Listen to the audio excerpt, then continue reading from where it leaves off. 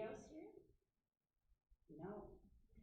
Is Mrs. O'Connor here? Present. And Mrs. Toasty? Here. And Mrs. Martinez? Here. And I'm here. When I say Mrs., I blow the names, whatever. Okay, so do we have any public comment? No, we don't have any public comments, so we're going to convene to close session. Thank you.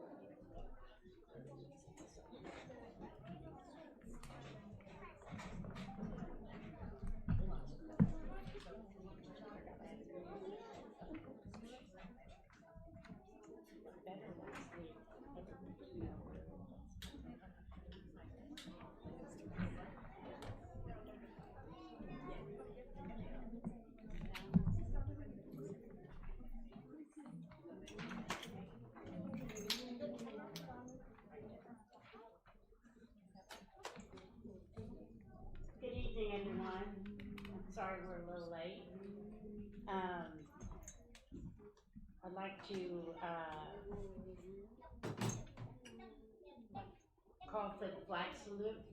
Everyone could stand, please. Ready, salute. I pledge allegiance to the flag of the United States of America and to the republic for which it stands, one nation, under God, indivisible, with liberty and justice for all.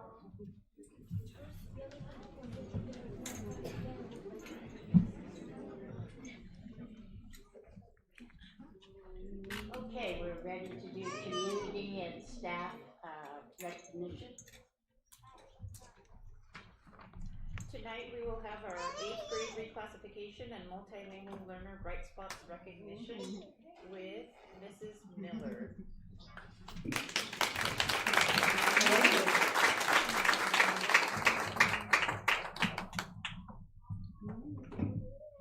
Good evening, trustees and Superintendent Sanchez. You can stay seated for just a second here. I'll have you sit for just a minute and we'll all get up. But I wanted to say I'm here tonight with our DLAC representative. Let's see, is Rosangela Mendez here?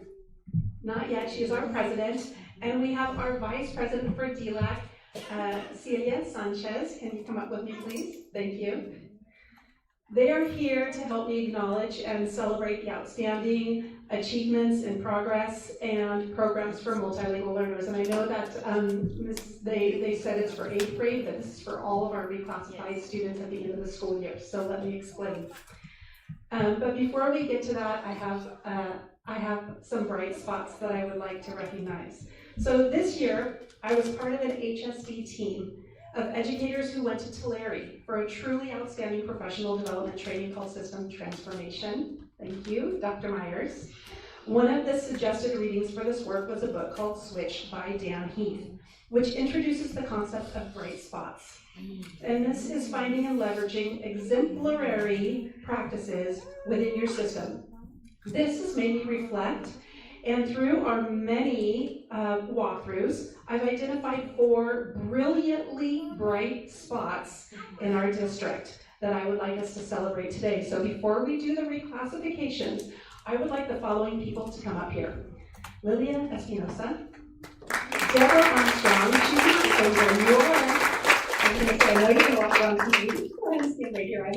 I hope, Brandon, this is on camera and you can see them there, so I can humiliate them on the screen here. Tammy Ortiz, and Lizette Lopez.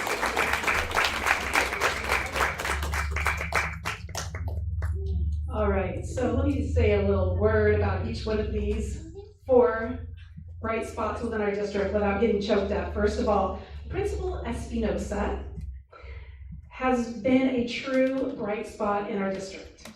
She's ensuring that all multilingual learners receive a quality designated ELD program through innovative grouping and curriculum implementation. She has successfully created a culture where PAF and ELD are sacred times in her school. This year, she has 20 students that scored a 4 on the LPAC, and she leads with heart and love for her students. She is a bright spot in our district, so thank you for what you do.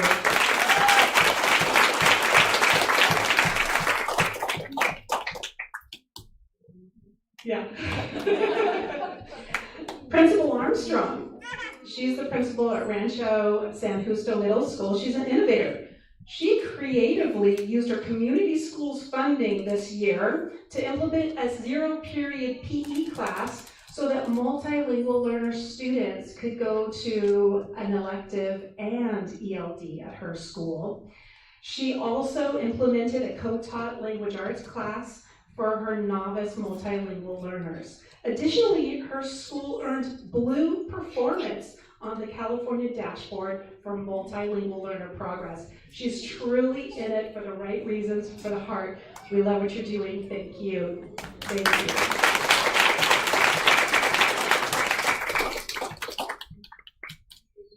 Principal Ortiz. It's so fun for me to call you all Principal. I've known them for a very long time. Principal Ortiz has thoughtfully designed a multilingual learner program at her school that meets the needs of a smaller student population. But that hasn't stopped her. She's leveraging her TOSAs to create dedicated time for small ELD group instruction and mix that somehow in with PE instruction. She demonstrates how innovative scheduling and staffing approaches can ensure every student can have access to high-quality ELD programs and get what they need. Incidentally, her school was also blue on the California dashboard for multilingual learner progress success this year, so congratulations.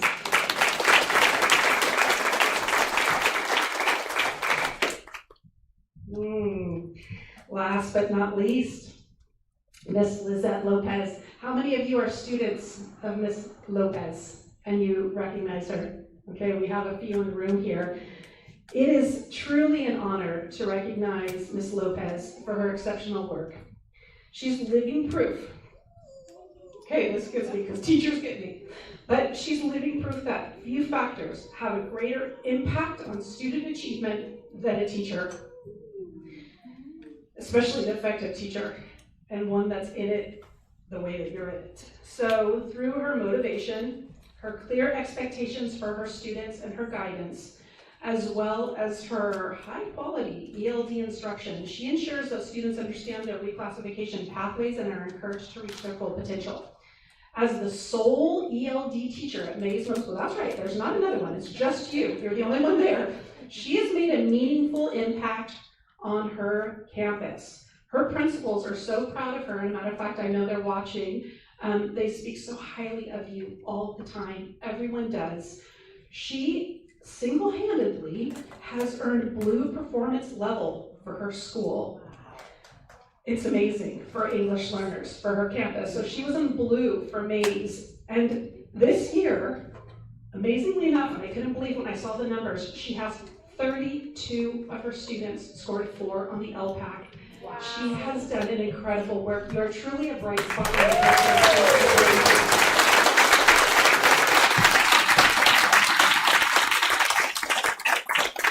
So I have asked these 4 to please join us in the handshake gauntlet as students are receiving their reclassification awards. I would like these 4 ladies to be with us to receive you as you receive your awards. So if you could please, sure, wherever you want, and then board members, you can come on up.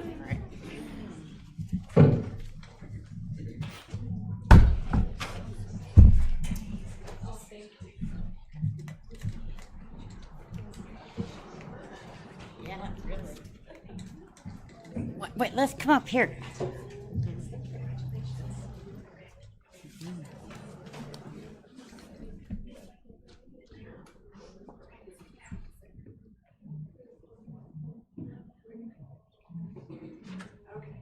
So community members, tonight I want to recognize a momentous accomplishment, an achievement for a very special group of students who are newly reclassified multilingual learners. Llegar a este punto no es fácil. It takes a lot of hard work. You had to pass the LPAC and show strong grade level school skills. Este es un logro grandísimo. Because these reclassifications were officially processed during the final 2 weeks of the school year, el tiempo no estuvo de nuestro lado, and many of these students missed our end of the year award ceremonies, but we cannot let this moment pass unnoticed. So, queridos padres, a todas las familias que están esta noche deben sentirse increíblemente orgullosos. Your strong support at home helped make the success possible, and this is a huge accomplishment.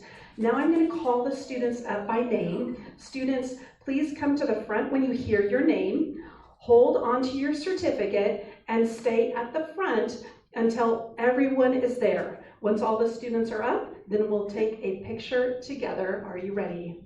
Okay, so first name, Renata Alago Rios. Dasha Alencar. Leonardo Alvarez.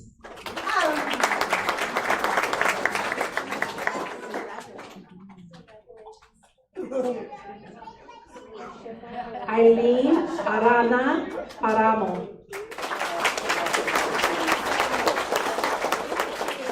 Kimberly Arevalo. Giovanni Avellino.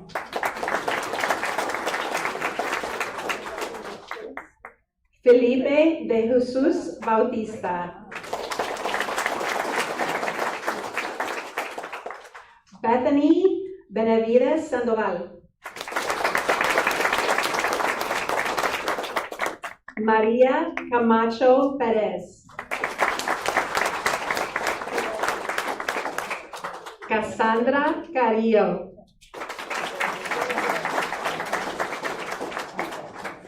Luis Casas. Mateo Chavez.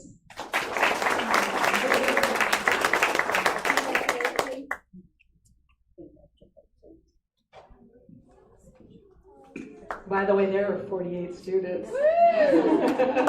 Ulises Contreras. Kenia Cortez Bravo.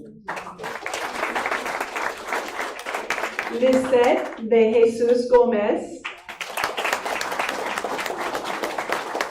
Omar de la Paz Romero. Daniel Del Real. Gabriel Diaz.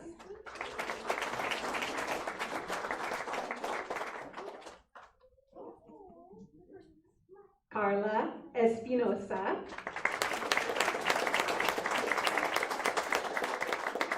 Matthew Espinosa.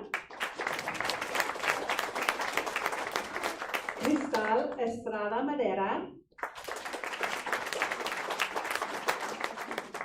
Joseph Garcia.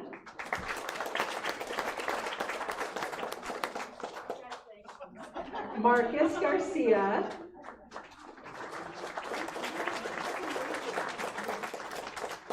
Natalie Garcia Avila. Ivan Gaitan.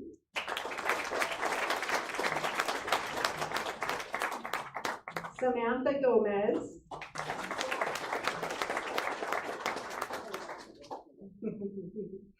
And Sara Gomez Sanchez. She's receiving her award from her mom tonight.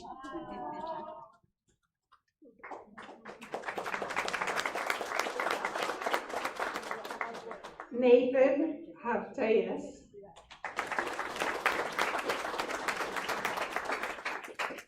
Vivian Hernandez.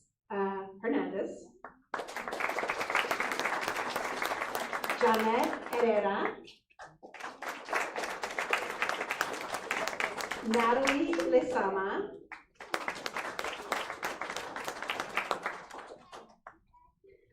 Marina Luna Arendondo. Jennifer Martinez Rodriguez. Angel Martinez Santillan. David Medina. Ivan Marino Martinez. Janet Moreno Villafuerte. Corina Ramirez Froilan. Macario Rangel Fuerte.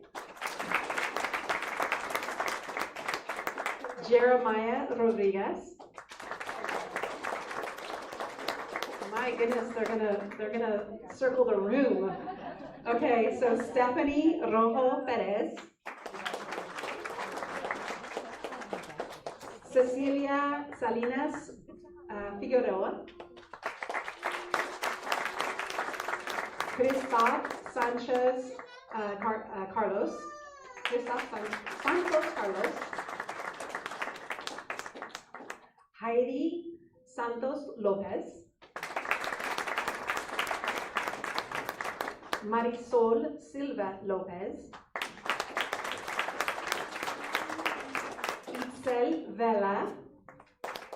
I love that you guys have the energy for all of this clapping.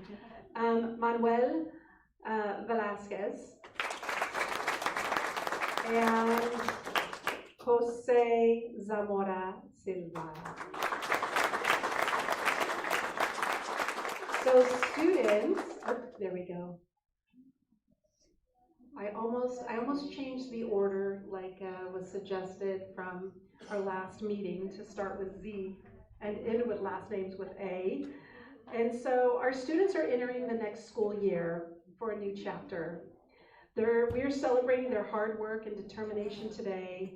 We are very proud of their accomplishment. Congratulations, students. What I would like you to do right now is I want all of you to come stand right here in the front of the room together because we're going to take a picture. We can't get you all in the picture if you're all around there. So if you could come on over here to the front, we're going to get a picture of you all together in one.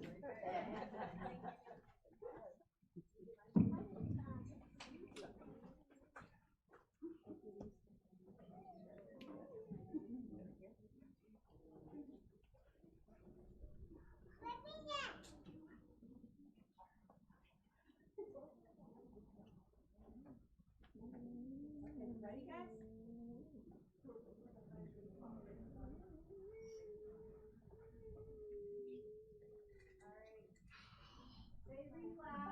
Reclass.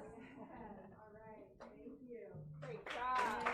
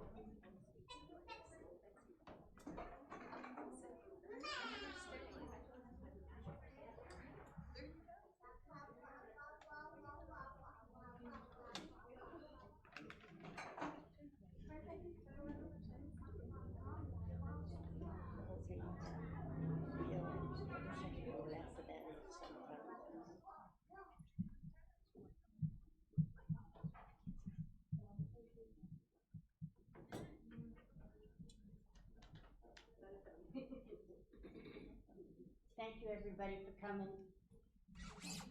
I need to make an announcement from closed session. In closed session, the board took action to release and non-reelect a certificated employee identified by number 42823, effective at the end of the 2025-2026 school year, and directed the superintendent or designee to send out appropriate legal notices The roll call vote was unanimous. Okay, now we're going to look at the agenda. Yes, before we approve the agenda, I would like to, pull, or table item 15 for, it to be corrected. Also, I would like to pull and table item 18F, as it also needs to be corrected. And I would also like to pull consent item 19M, B, and Z for discussion. Okay, may I have a motion, please? I make a motion to. Oh, Oh, you that's did make right. a motion. May I have a second? Okay, so, Mrs. O'Connor, Aye. Mrs. Toasty, Aye. Mrs. Martinez, Aye. and I'm an aye.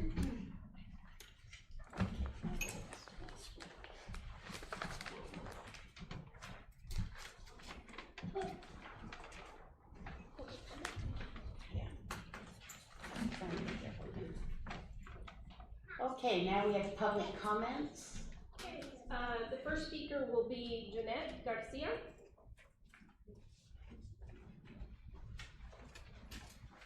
You will have 3 minutes on the, and it'll be on the screen. But you have to talk right into the microphone. Please. Okay. Good evening, esteemed trustees and members of the board. My name is Jeanette Garcia Neal. I am here in support to a group of parents that are seeking help to reopen the Migrant Education 3 to 4 preschool. The Migrant Education preschool program for this age group has closed, not because of lack of funding, but because the funding has remained the same for an amount of years, and the cost to run the program has increased. I'm going to explain why keeping the school open for this age group is important. Before TK, there is a fascinating human stage within the ages of 3 and 4. This age group is at their optimal cognitive stage to strengthen lifelong skills in social emotional development. This means they want to be friends to their peers. They feel joy in sharing, and they are relieved when adults support them with their learning and with their mistakes. These experiences prepare them for TK and kindergarten and are the foundation for developing compassion and for being able to express themselves. The migrant 3 and 4-year-old preschool teachers are teachers. They are not babysitters. They are literacy and numeracy teachers, and they support the parents to be teachers as well. This academic interaction forms bonding and attachment that support future positive human interactions. The parents that will be speaking today will be asking for understanding in regards to how funding is set by Santa Clara County Migrant Education to support San Benito County's migrant education. This is what I've understood from talking with people. I'm not sure if it's true. The parents of this preschool understand that their own children may not even have the chance to continue their school, and yet they see the value and importance that it holds for the future of other migrant family students with children these ages. Please meet with them if they ask to meet with you. So this is the recap of what my public comment is about. Students in this age group are learning to share and take turns and respect each other. They are developing independence and self-esteem. They have learned self-regulation and can calm themselves and follow rules.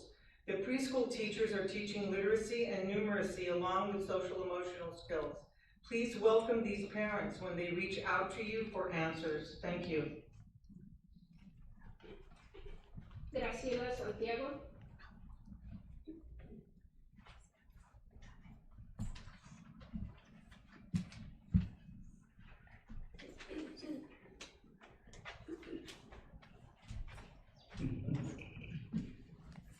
Buenas tardes, mi nombre es Graciela Santiago. El motivo de mi preocupación por el cual estoy presente en este momento es el cierre de la escuela preescolar del programa migrante. La escuela es muy importante para los niños, donde ellos desarrollan el sistema social y emocional para la educación. Mi hijo de 11 años estuvo un año en esa escuela. Miré los logros de él, se preparó para poder ingresar al preescolar. Mi hijo de 3 años estuvo solamente un mes en el programa y el desarrollo de él fue un 25% en el tiempo que estuvo él en la escuelita. Me gustaría que tomaran en cuenta lo importante que es mantener abierta la escuela del preescolar, no solamente para mi familia, sino para todos los niños de la comunidad. Les agradezco por permitirme estar presente y poder escuchar mi canto. Gracias. Good afternoon, my name is Graciela Santiago. The reason for my concern and why I am present here is the closure of the preschool. The school is very important for children as it is where they develop the social and emotional system for their education. My 11-year-old son spent a year in that school looking at his achievements and how he prepared to enter preschool. My 3-year-old son was in the program for only 1 month and his development was 25%. I would like to take into account how important it is to keep the preschool open for many families. I thank you for allowing me to be present and to be able to read my letter. Thank you, everybody. Nancy Cruz.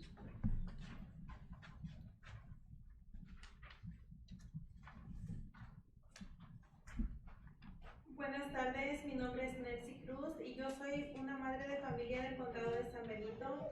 Hoy hablo no solo por mi familia, sino por muchas familias que están preocupadas por el cierre del programa preescolar del programa migrante para niños 3 y 4 años.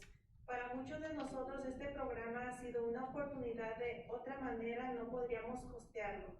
Nuestros hijos merecen comenzar su educación con una base sólida.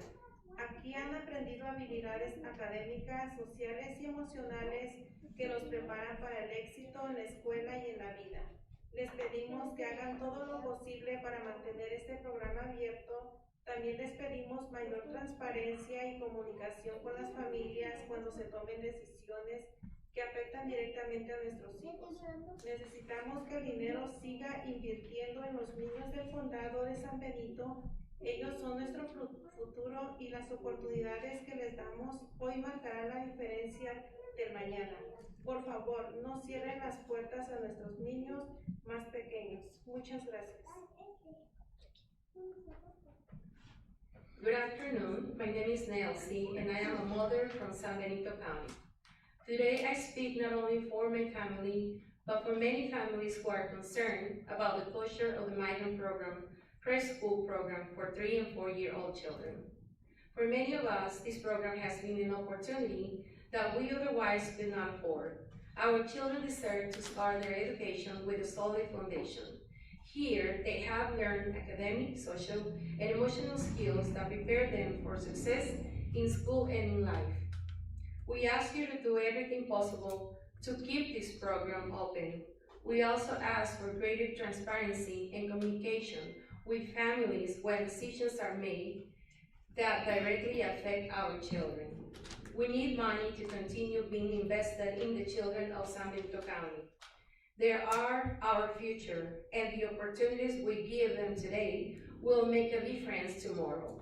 Please do not close the door on our youngest children.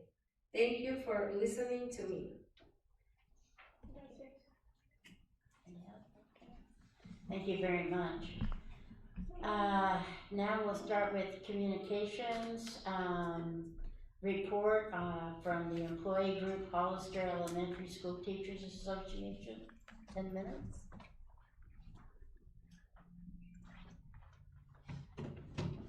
Okay, again, I'm speaking for Rachel, home with the baby. Dear Board, Trustees, and Superintendent Sanchez, we've begun to collect feedback from members about this year's summer school, and we wanted to share that with you. The feedback specific to R.O. Hardin that we've received is positive. Members appreciate receiving a schedule and direction from R.O. Hardin administration. Some EXO members wish that they'd initially received more direction from administration. These members felt lost at the beginning of summer school and wished that the program had been more organized. However, members were appreciative of the information packet distributed by Sunny Slope administration before the start of summer school. Generally, members expressed that not enough supplies were provided. This includes paper used to make copies. Teachers were not provided with consumables or other curriculum, and so rely on making copies to meet their students' needs. However, paper is being rationed at Sunny Slope, and this has put teachers at an uncomfortable position. Members whose normal assignment is not the grade they are teaching for summer school would have also appreciated more resources and curriculum being shared for that grade level. One of the biggest complaints was that summer school rosters weren't synced on Clever and Renaissance. That means that the members aren't able to assign work to students on their rosters through the different apps on Clever or track their testing data on Renaissance. Finally, teachers weren't given access to students' IEPs and so struggled to understand how best to help them. Members expressed concern that lunch is served late in the day. Students are pretty hungry by the time they're dismissed for lunch, and this can make it difficult to keep the students learning throughout the morning. For next year, members have asked for more supplies and to have administration distribute the supplies to ensure equity. Members would also like more grade-specific resources and curriculum, especially if the teacher is unfamiliar with that grade. We also ask that summer school rosters be synced with Clever and Renaissance, and that teachers have access to students' IEPs. We were wondering too if this last item is something that could be done now, and this would be very helpful for the teachers. Now, we would also like to extend our gratitude for your consideration of the tentative agreements being presented to you today. We very much appreciate your approval of these TAs. And that is Hesta's report. Thank you. Do we do questions? Do you have, no, just the report? Got it. Okay, thank you very much for your time. Thank you. Now we'll hear from California School Employees Association.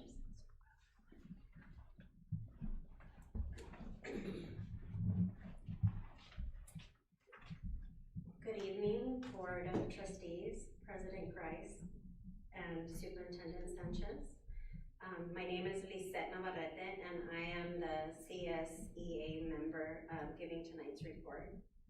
I would like to take a few moments to speak about Migrant Education Preschool Program and its impact on our students, family, and community. For many years, the Migrant Education Preschool has served as a cornerstone for our youngest learners, providing a safe, welcoming, and nurturing environment where children ages 3 to 5 begin building the foundations of reading, writing, social, emotional development, and positive peer relationships. Beyond academics, our program focuses on helping students develop confidence, independence, and the essential skills needed to succeed as they transition into TK and kindergarten and beyond. This program holds a special place in my heart. I am a product of the Migrant Preschool education myself. It was my introduction to education and learning. And the positive impact it had on my life stayed with me throughout my educational journey. That experience ultimately inspired me to return to this district and to serve as a preschool teacher in the very program that helped shape my future. Being able to give back to the next generation of students and families has been one of the greatest privileges of my career. Earlier this year, when we learned that the preschool's future was uncertain, it was difficult news to process. As employees who work directly with our preschool children and families every day, we know firsthand the value of this program and the trust it has earned within our migrant community. When we were given the opportunity to reopen the preschool in January, we were excited to welcome families through our doors once again. Parents eagerly enrolled their children because they knew their children would be entering a program where they would be cared for, supported, and encouraged to thrive. One of the accomplishments we are most proud of is the growth our students demonstrated in a very short period of time. Through assessment administered by preschool specialist Alejandra Laguna, we measured students' progress from January through May. The results showed significant academic growth, with many students doubling their assessment score. Their assessment scores just during the short 5 months that they were with us. Watching our students make such remarkable gains reaffirmed the importance of providing early learning opportunities tailored to the needs of migrant families. The impact of our program extends beyond the classroom. Throughout the year, our parent workshops provided families with tools and resources to support their children's educational journey. Parents attended workshops focused on school enrollment, supporting learning at home, navigating community resources, and understanding how to advocate for their children. These workshops helped families feel more informed, empowered, and connected to their schools and community. As CSEA members, we take tremendous pride in serving students and families. We do this work because we are passionate about helping children succeed. There's nothing more rewarding than seeing former preschool students years later and hearing them share their memories of their first preschool experience with us. These moments remind us that relationships built in early childhood can have a lasting impact. For that reason, we are deeply saddened to learn that the Migrant Education Preschool is not expected to continue in the upcoming school year. While we understand that funding considerations and future program planning are complex, we are concerned that the significant progress and positive outcomes achieved this year may not have been fully considered in the decision-making process. We believe the growth of our students, the engagement of our families, and the community support for this program demonstrate its value. Many parents have already expressed concerns about the possibility of losing the preschool and have begun advocating for its continuation. They understand, as we do, that early childhood education plays a critical role in preparing children for future academic success. We also understand that long-term funding may be uncertain. However, we are aware that funding remains available for the upcoming year, which makes this decision particularly difficult for the families and staff who have invested so much into the program's success. We would also like to share that our end of the year celebration, families, students, and staff came together to celebrate the incredible growth and achievements of our preschoolers. While we understand that schedules are demanding and commitments often overlap, we were disappointed that no district administrators or board members were able to attend and witness firsthand the impact of the program and the joy it brings to our students and families. It would have been a meaningful opportunity to see the results of the work being done and to hear directly from the families whose lives have been positively affected by the preschool. As we look ahead, we hope that the success stories, students' growth data, and family voices will continue to be part of the conversation. The Migrant Education Preschool has been more than a program. It has been a place where children develop a love of learning, families build connections, and our migrant community feels seen, valued, and supported.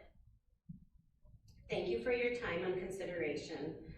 We remain proud of the work we have done and hopeful that opportunities will continue to exist for our youngest migrant learners. Thank you. Thank you. Okay.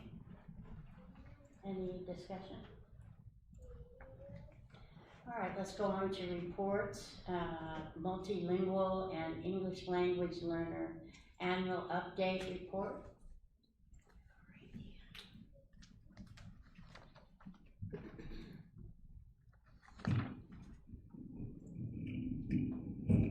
See, I'm always picking up this microphone, but hello again, trustees and Superintendent Sanchez and colleagues. I'm Jennifer Miller, the coordinator for Multilingual Learners, and I'll be presenting the annual Multilingual Learner update for you tonight. So I am opening this presentation centered on, well, let's see if I can get my, there we go. Okay, so I opened tonight's presentation centered on our promise. I call it the promise, but it's also the vision, and that's what drives the work that we're doing for multilingual learners. And that is that multilingual learners are valued, they're supported, they're engaged, they're challenged to master grade level standards and thrive in multiple languages. We'll start by grounding ourselves in the current landscape of our multilingual learner population. And for there, I am excited to share some of our recent reclassification wins, and then we're going to dive into initiatives and partnerships that drive our progress and finish with a look at our roadmap for the upcoming year. So let's go ahead and get into our presentation. First, this is the Certified 25-26 data from DataQuest, and it includes Hollister Prep. And we discovered that, and when we discovered that, we also discovered that there's going to be a discrepancy in the total numbers by about 500 students.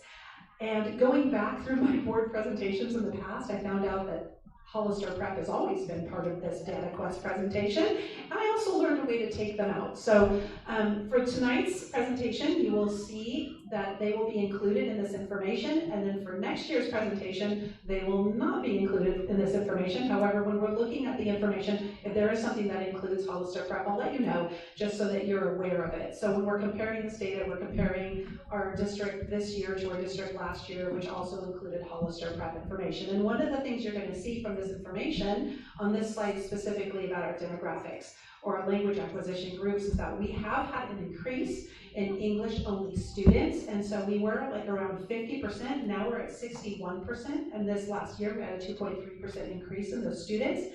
And we also have a decrease in our English learners. So you can see there's about a 4.2% decrease in English learners this year compared to last year. So not any big changes, but some slight changes in demographics that are worthy of mentioning. And our population percentages at school sites remains relatively the same, and I don't know if you can see that from the audience because I know it's kind of small type, but what you can notice about that chart is that the highest percentage of multilingual learners are at R.O. Hardin School, followed by Calaveras and then HCLA, and the fewest are at AAA, followed by Sierra Vista and then Rancho Santana.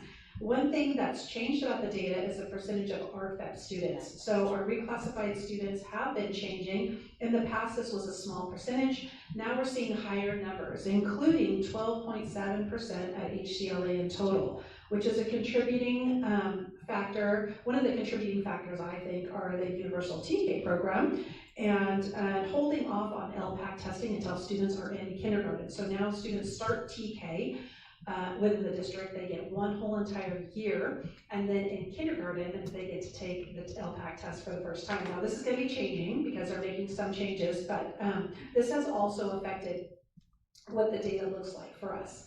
When we look at our long-term or at-risk of LTEL students, we see that there are, the RFEP numbers are also increasing here, with nearly 60% of our 8th graders being RFEP'd, while LTELs are declining significantly. And if you look at the data and you just scroll down the column there for your long-term English learners, you can see that from 6th grade to 8th grade, you have a significant decrease in numbers. So there's a lot of hard work that's being done there. I think you could see a little bit of that in the presentation tonight. And they're definitely making some changes, some positive changes in that direction. And then to be fair, when we look at EverELs, and EverELs is a student that's has ever in their life been designated as an English learner, whether they're reclassified or they're new, 0 to 3 years, or if they're a LTEL student, they were once designated as an English learner. And when we're comparing these programs, I look at this data and I want to look at only K5s and compare them to K5s K-8s to K-8s and middle schools to middle schools, because you'll notice, like, for example, if you're looking at Principal Espinosa's school, she has a K-5, she's not gonna have LTELs. They're not in her program long enough to have an LTEL. But then you're looking at the middle school, you're gonna see a lot of LTELs because they're all in middle school, right? So they've had that time in our system to become an LTEL. But one thing from this chart you will notice is that each school in our district serves between 150 to 250 students that are ever ELs. And the HDLA is leading in that with a whopping 346 students. So that's quite a few students that they're servicing that have ever been ELs. Bravo. Okay, let's see if this slide is going to show. So let me hold on just a second, because this is a slide I really want you to see, and we'll see if it works for us. Here we go, Brendan. It doesn't like it? But you have it. Yeah, You have it. Okay, so luckily I took some notes here. So the slide that you cannot see is showing some notable trends that we have with students right now. And although I don't have the slide directly in front of me to talk about it, I can tell you that we have a decrease in newcomers within our district. So we have seen a significant, I think maybe is it 5 or 10% decrease in newcomers from your charts. We're also seeing, which is notable, and I think that that's interesting. It's kind of a sign of the times. Thank you. Oh, were you calling me? Yes, you can have it. Thank you. It's good stuff. It is good stuff. So thank you. So initial fluent students. So we talked about this initial fluent students. We know that now, and fortunately for us and for those parents that are here, we have universal TK. So all students within our district are offered TK now. And through that, when a student starts in transitional kindergarten, they haven't been assessed, and then they take their first assessment in kinder, which means that we have an increase of students that are initial fluent because they're passing, oh, there it is. They're passing that assessment. Thank you, Brendan. I gave you just enough time to do your magic there.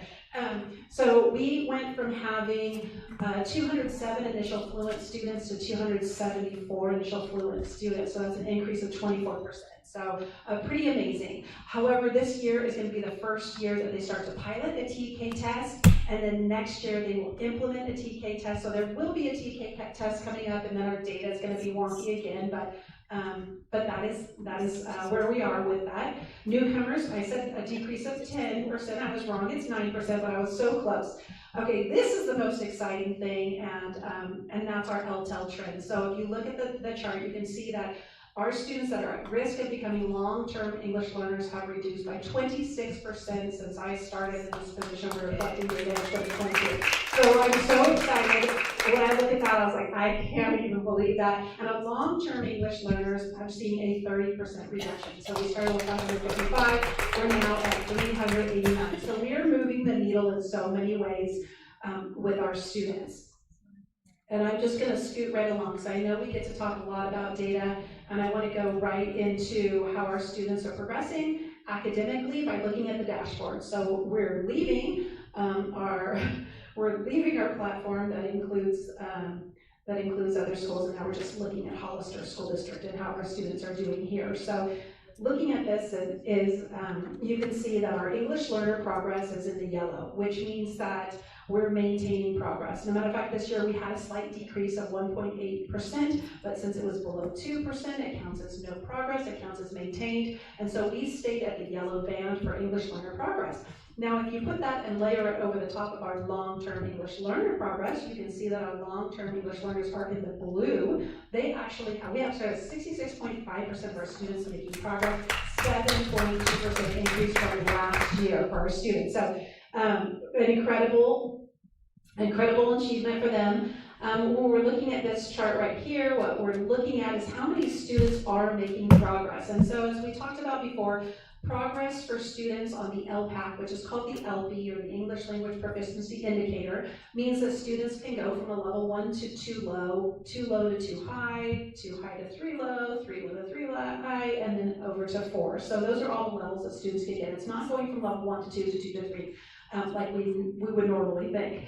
In this, you can see that we have in the purple band on the top students that are making progress at least one level. And then in the blue underneath, we have students that maintained at 4, and then we have green, and that's actually students that maintained. So look at the chart below to see what that means. So that means they maintained one of those levels. And then in the pink in the bottom, we see the students that may have declined a level. So we are still looking at about 20% of our students that are declining a level, and I tell you, when I look at the chart, that's what I look at. You're thinking, I would look at the top and say, hey, 50% of them are making progress and 35% are maintained, but I look at that bottom and I say, okay, what are we gonna do about these kids that are not making progress? What can we do to help support them?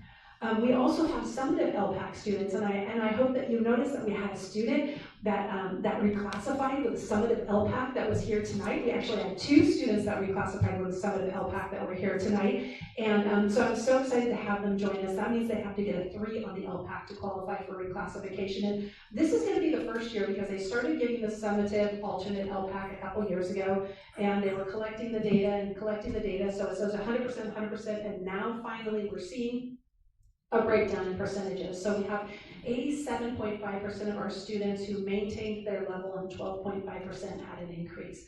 And we're going to be able to see more about that data when that unfolds next year, and we can really compare that data with this data and see that our students are making progress. So we're going to hold off on making any judgments on that data right now until we have one more year underneath our belt. In terms of comparing ourselves to the state, and I'm slightly competitive, I always like to compare to the state. We are pretty close to the state right now, but I do like to beat them when I can. We are at 45.2%, and we maintain that. We're in the yellow. The state is also at 46.4%. So we're very close to the state right now, and both sitting at the yellow band for multilingual learner progress on the LP.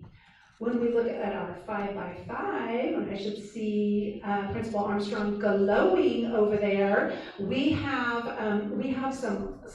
like 2 ends of the spectrum right here for our progress in schools. So we have a couple of schools that scored in the red, which means they had significant declines or decline, and then the students also scored very low. So that was at Talavera School and at Sunny Slope. And I know Joe, you're probably listening to this, and I know Joe has been working on it because he had quite a few after-school programs, and one of them specifically that was just targeted on long-term English learners and making sure these students are getting what they need.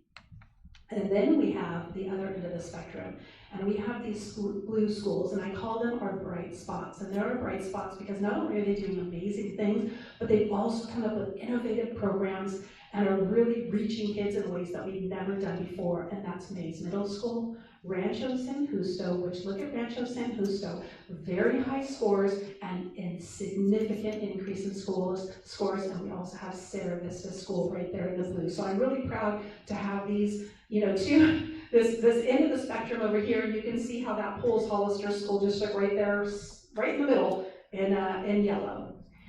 So when we're looking at and talking about long-term English learners, and I'm telling you a lot about how they scored in the blue, and I'm so excited about their LPAC progress, and that's their LP progress, but academically, they are in differentiated assistance, and that's because of their suspension rates, chronic absenteeism, their ELA scores, and their math scores. So this year we saw their scores decline. So if it was suspensions, they went up.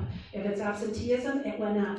If it's math and language arts, it went down for these students. And so this is why, as I'm going through the presentation, I'll be talking to you about how we were really focused this year on integrated ELD and all the work we did with integrated ELD so that the students in these subject areas could access the curriculum. And I also did put a little note there that scores may look different next year after the state modifies their LTEL score calculations, because they realize that as they're doing these calculations for scores, they're taking a district that would be like our district, a TK through 8 or a K through 8th grade district, and comparing it to high school districts that are going to be very different. Just like I said, looking at a school that's K5 is going to have very different demographics than a school that's high school or a school that's a middle school with a lot of LTEL students. And so those hopefully the numbers change for the better, but they will look a little different next year, and it will be in our favor.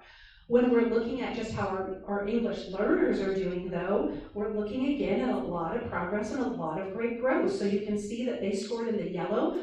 Their suspension rates went up, but not enough to make a difference, so they're still in orange for suspension rates. Chronic absenteeism, stayed about the same, so they were in the yellow for that. Their language arts, their ELA went up by 8.1% this year, and their math scores went up by 3.9%. So we are seeing progress with our English learners, not so much with our LTELs, but with our English learners, and that's why those LTELs are that focus right now. And then also comparing our dual language program with our general language program. So looking at the two of them together, we can see that for the most part, their scores are very similar to the rest of the district. They mirrored the district in many ways except for in math. So long-term English learners at HDLA did a little bit better, whereas district-wide they were in red. At HDLA, they're in the orange. And then our long-term English learners didn't score in the blue on the LP at HDLA. They were in the orange at HDLA for English learner progress indicator. So those are the only two areas that were different. Otherwise, those two programs really were very similar. And that's one of the first times I've seen that actually come out of HDLA compared to our other programs. So let me go ahead and, Brandon, can you just slide to the next slide? Thank you.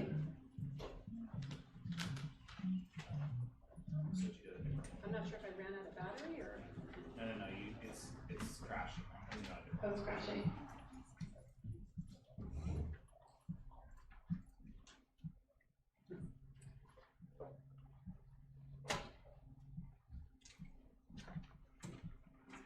All right, so let's go ahead and let's crash right into reclassification. So looking at our reclassification, we have some notable changes this year from the past year. So first notable change this year was the room filled with students to recognize the reclassifications. So last year we were blessed with the early release of LPAC scores, which let us go ahead, well, it wasn't just LPAC scores, it's LPAC scores and ELA CAST scores. So when we get both of those scores before the end of the school year, we can reclassify students. And last year I jumped in and aggressively started reclassifying students as soon as I could get to them, because once you reclassify a student, their next year's schedule is set and they never have to start an ELD class and get transitioned out of their ELD class to another class. This year's scores were released even earlier. So whereas last year I was just focusing on those 6th through 8th grade, really trying to get the 8th grades out, this year I went 5th through 8th grade, and you're gonna see how this affected my results for reclassifications here in a minute. But when we look at the big picture of it, we're looking at what's best for kids, and I keep reminding myself that. So when we look at how many students we had enter into our program this year, we had 146 English learners in our program. We had 127 of them reclassified, so a few more entered than exited. And we're looking at our reclassification rates with, by the way, the 2026 was not a hybrid LPAC, that's a regular LPAC. There's nothing hybrid about that. But you can see, and this is where I told you I would show you what I did to myself. So our goal every year is that we have 10% reclassification, strong. I do not want to change that goal. I want to stick with it or shoot above it every single year. And last year with my aggressive reclassifications, I picked up 14.2%, leaving myself with a deficit this year of 8.9%. So I filled this room with students and I still could not make it past 8.9%. And I'm telling you, we had students that reclassified on the very last day. It was a hustle. So I was saying, you know, scores are dropping. So every single day, and I know that in the tech department, I was making Manny crazy, and he finally gave me access so that I could upload scores into Aries myself, because I would get the reports uploaded to Aries, find out who qualified, get the scores, you know, find out who qualified. And some of them happened on the last day of school. So you had several students here that had reclassifications that were on June 1st, 2nd, and 3rd because of that, but we kept it going. I called parents on the weekend. We just made it happen for them. So that is why we're at 8.9% this year, and I think that the scores are going to be up quite a bit next year, because this, and I call this the golden slide. And if you're sitting by it, you know, get even closer so you can see it, because these are the brand new scores. This is what's just newly released for our students. And when you look at these scores, you can see some blue, but what really stands out to you? Green. Green. I know I'm not supposed to ask you questions. I did, but that is the right answer. You see green. And it's like looking at a waterfall because you know what's going to happen with those students. If they make progress, they will be in blue next year. So we're looking at a tidal wave ahead of us right now. Not to mention, we just had 184 students score a 4 on the LPAC. So if we only had 50 students here in the room getting reclassified, I still have 134 to go. So we've got a lot of work to do, plus whoever I reclassify at the end of the next year. So things are looking good so far for our multilingual learners and their progress. But what I really want to spend some time talking to you about is not the data, although I love data and I could talk about it forever, but I want to talk to you about some of our initiatives and partnerships and what we did this year. So one of the biggest things we did this year is we really focused on instruction of Tier 1 ELD. That's our designated ELD. We got a brand new, well, not a brand new, we updated our ELA program with Benchmark Advanced Enhanced, and then that also came with a new ELD program, which was called Express ELD, that we used at each one of the sites. So getting that into the schools, getting schools using that program was a big push for us this year, and it was a majority of what we did, or what I did coming out of my department, was supporting that implementation. And we are already seeing strong improvement with schools that used that materials. This year we also had the same newcomer supports that we've had in the past. So we had Alexia English, we had Hello for newcomers, we also use Elevation for data management. And we gave the teachers a lot of training this year, and like I said earlier, we had our training focused on really integrated ELD because we were looking at those scores and we knew that teachers need help with integrating ELD into some of the core subjects. And so we had some partnered, and we're going to talk a lot about how I partnered up with a lot of different people here, but I partnered up with our own county office and asked them if they would be able to come and do a presentation. They weren't, but they were very gracious and they connected us with the Santa Clara County Office of Education to come in and do an integrated ELD and writing workshop with our middle school teachers. Emma Veltri was able to come in and do an APID workshop with our teachers. She also did school-wide academic language scripts and language functions and word banks, all focused on the needs of our multilingual learners. She was awesome, and what a great way to integrate some of our other departments into the needs of our multilingual learners. I went ahead and jumped in and did some trainings on integrated ELD, as well as lesson planning for IAB results, and then went to many staff meetings and presented to multilingual learner presentations on whatever principals needed me to talk about with their staff and guide them through. We did district ELD walkthroughs. I did demo lessons to support LPAC IABs and taught teachers how to give an IAB. We gave administrative support with our ELD program design and also had several, I think about 5 Lexia English support sections. I was pleased to get to do DLAC walkthroughs, and the DLAC walkthroughs are wonderful because you get a chance to sit with the parents and you see it through the eyes of the parents. So it's one thing to do our walkthroughs and go through with our team, which is also very cool, but walking through with the parents is very interesting because they walk through and they see it in a different lens. And so we did our DLAC walkthroughs again this year, and we saw our 3 programs that are really our model programs, and I call them our model programs because Principal Espinosa, man, she has created such an amazing atmosphere at her school, and the environment is based on the needs of multilingual learners, and she has large ELD classes, and grade levels are sharing their students, and the students switch every single morning to their ELD classes. Matter of fact, I should have a board member come with me next time we do our DLAC walkthroughs, and you can come, one of you or 2 of you can come with me, however many I have permission to bring with me.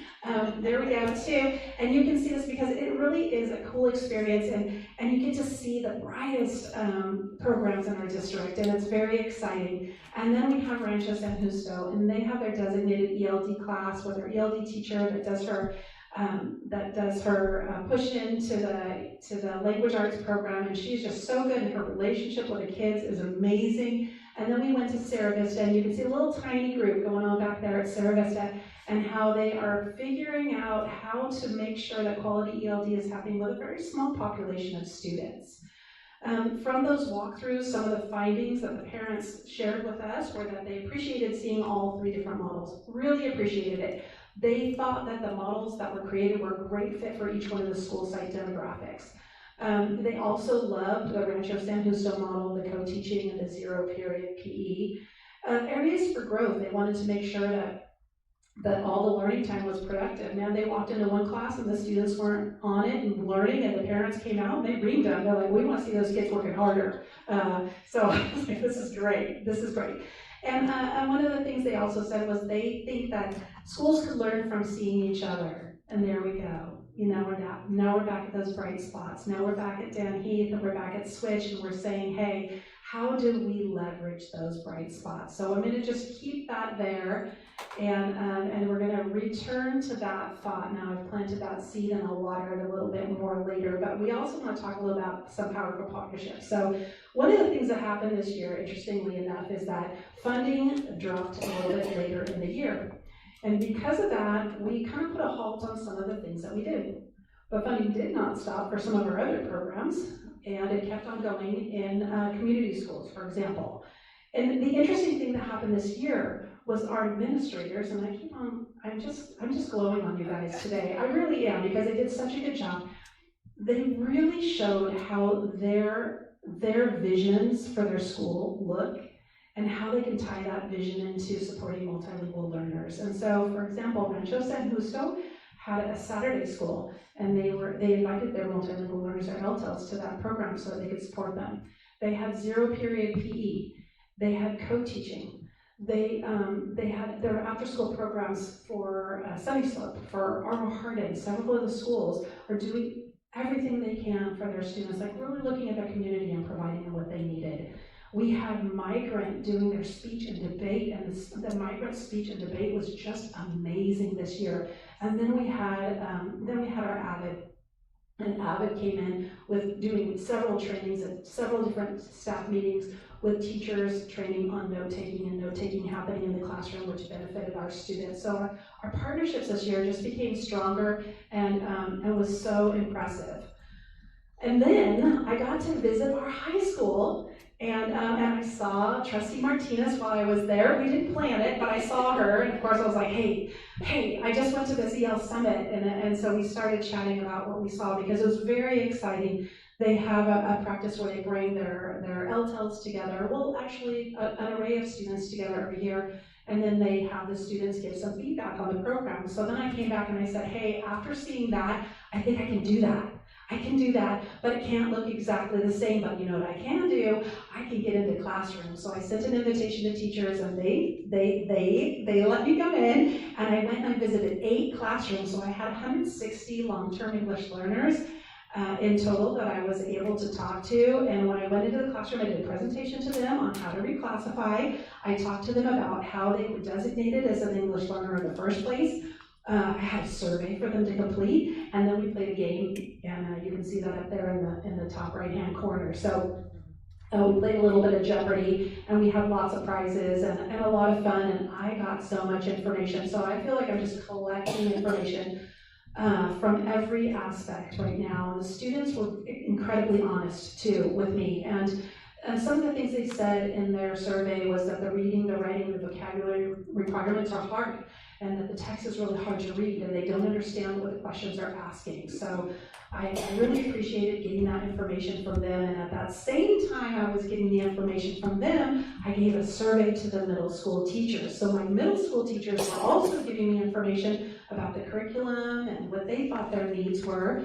And then I also but we also do the OPTEL multilingual learner monitoring forms and the RFEP monitoring forms.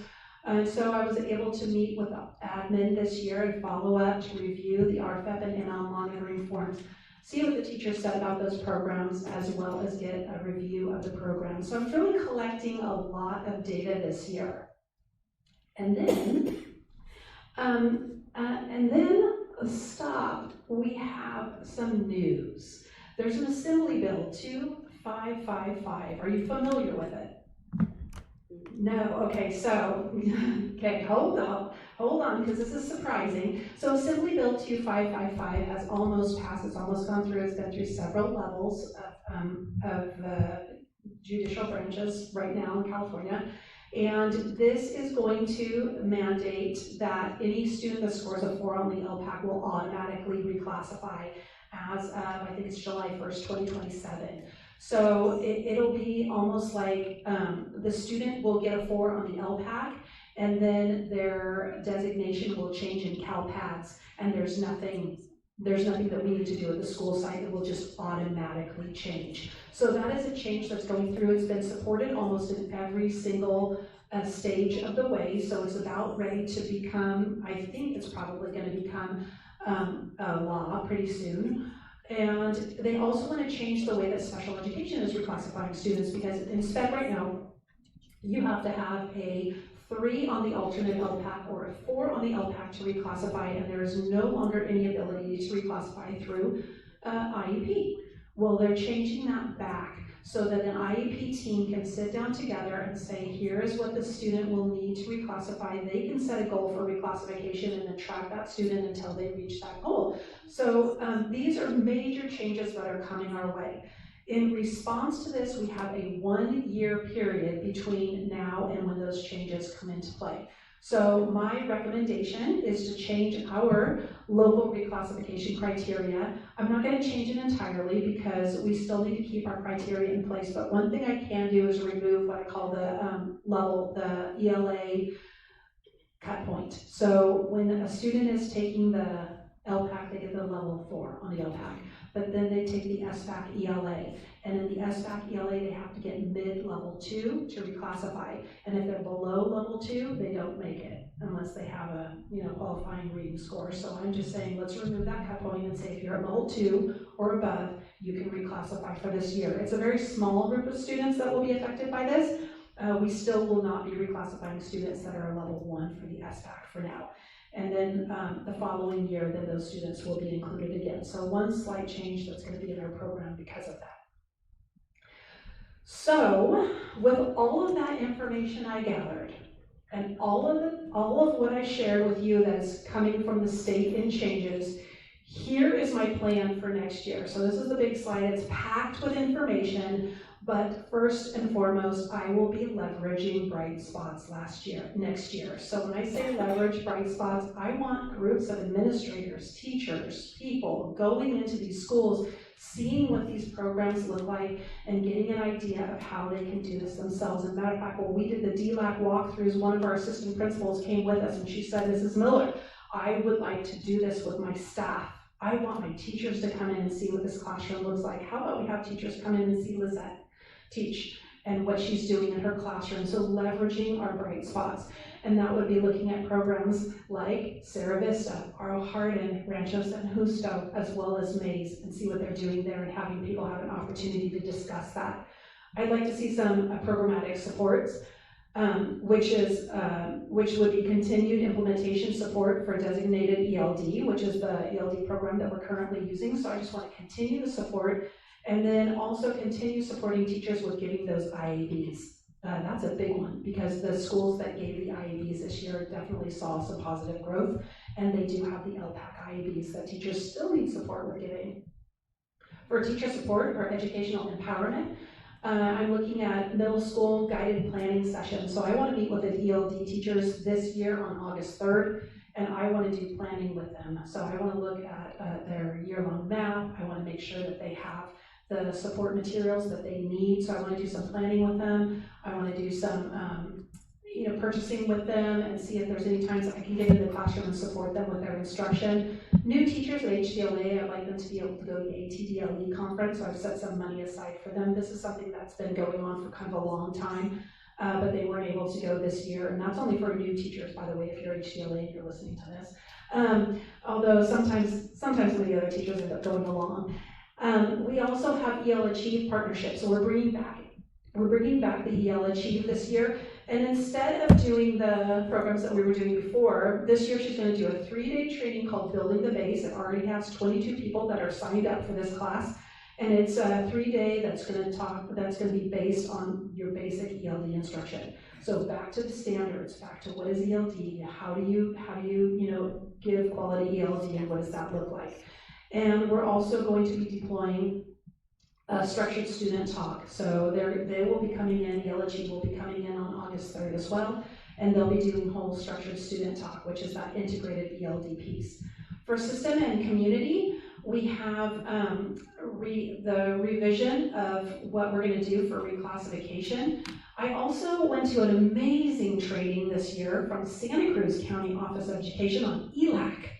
I don't know if you saw it at all, but they have a whole different way of setting up their ELAC programs, and I want to redo our whole entire ELAC and DLAC so that our principals are more supported with getting their ELAC meetings and holding their ELAC meetings. So I'm excited about doing that. Of course, I need some time this summer. And then we also have our reclassification criteria that's going to be changed. And last but not least, and I think this is the most exciting part, it's like, we talked about those partnerships that happened this year. We talked about what microprogram is doing. We talked about what the ELOP is doing. I want to jump in on that. So if they're doing a Saturday school, and Principal Armstrong and I have already talked about this, if they're doing a Saturday school, I want to have a group of students go to that program, and I want to help them set up what the curriculum is going to look like for those kids. If they do a week-long training, or a week-long program during one of our week-long breaks, I would like to have a strand of LTELs go to that training. I would love to have them go right before LPAC testing starts and do a training that I don't know if we're able to do that, because it sounds like that might be one of the weeks that schools are closed down, but I certainly can get them during that October break. I certainly can get them during those Saturday schools, the Saturday scholar dates, and then work a program with just those students and help them so that they can achieve that level 4 reclassification. And then all tied into that, I'm hoping to do my own multilingual learner summit, but during one of those days. So it just not infusing that, but incorporating that into one of those days. So that's the big vision of what I'd like to do and what it looks like. So when we're looking at what our goal is for multilingual learners, it's not just words on a page. It really is the goal. It really is what's driving everything that we're doing and for the success of our students. So thank you for your support in our program and for believing in me and trusting the students that we care for. And so with that, I just want to see if you have any questions. I had comments on pages, great trends. I think all of our increase in growth academically is because we're all on the same page. Whether they be SPED or EL or Gen Ed, we're really working towards that, and it's obvious. And we just need to keep that up. Thank you. Yeah, thank you. Yeah, our teachers have been doing amazing work. Absolutely. They really are. Absolutely. They really are. Okay. For me, I think when I saw you there at the high school was like, oh my gosh, and you were glowing. You're like, oh my gosh, my mind is like going crazy right now. Because I think that when you have the right people in the right spots,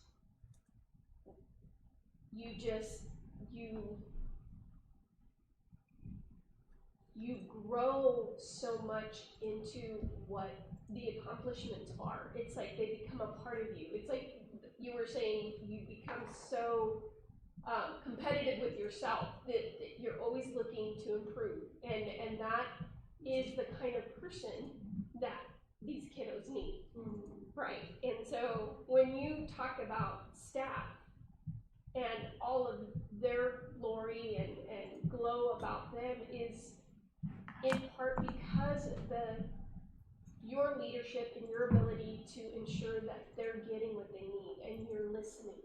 I think that's the biggest part of gaining all of this growth is you listen and you care. And we're very fortunate that you are here and that you care so much about all of our kids.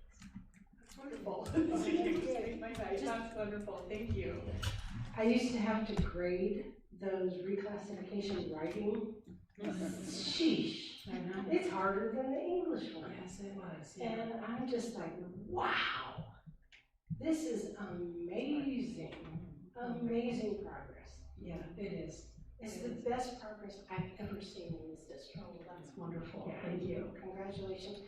Trustee Chris, may I please be excused for a minute or two? My 90-year-old mother is trying to get a hold of me. I need to make sure I don't have an emergency. Go, go, go. All right? Okay, well, thank you, everyone. Thank you. Have a good night. Thank you. Okay, we're going to do the quarterly Williams uniform complaint procedure.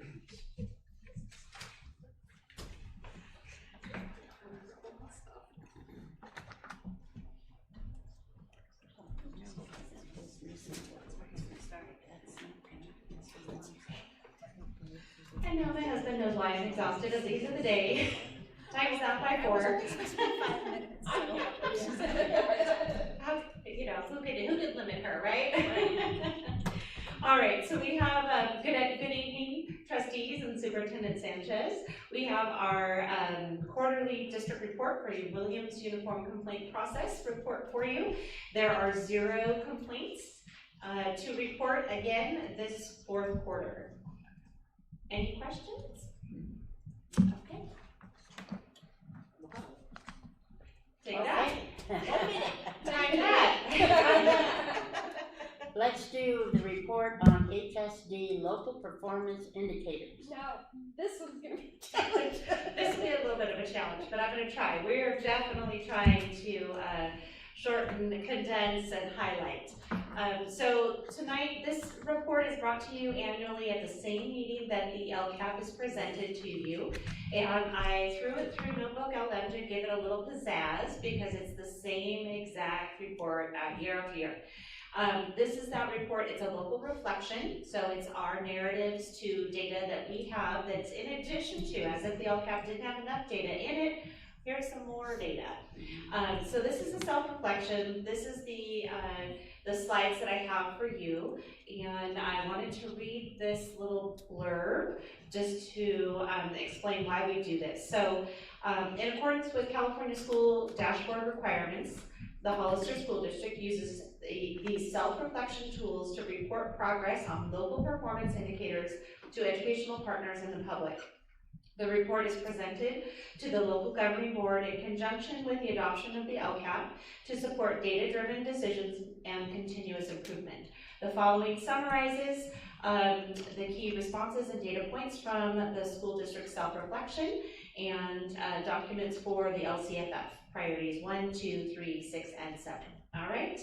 So here we go. This is basically, this summarizes what I just read. We're looking at a mandate that influences our mission, that influences our outcomes.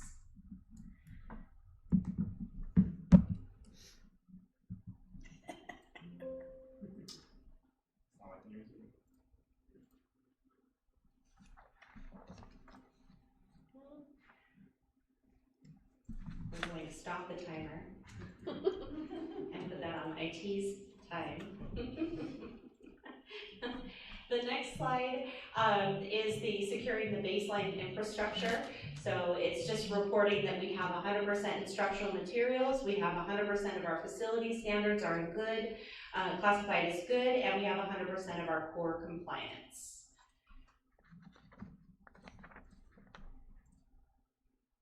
For those that have printed out that report or have it up on Sibley. There we go.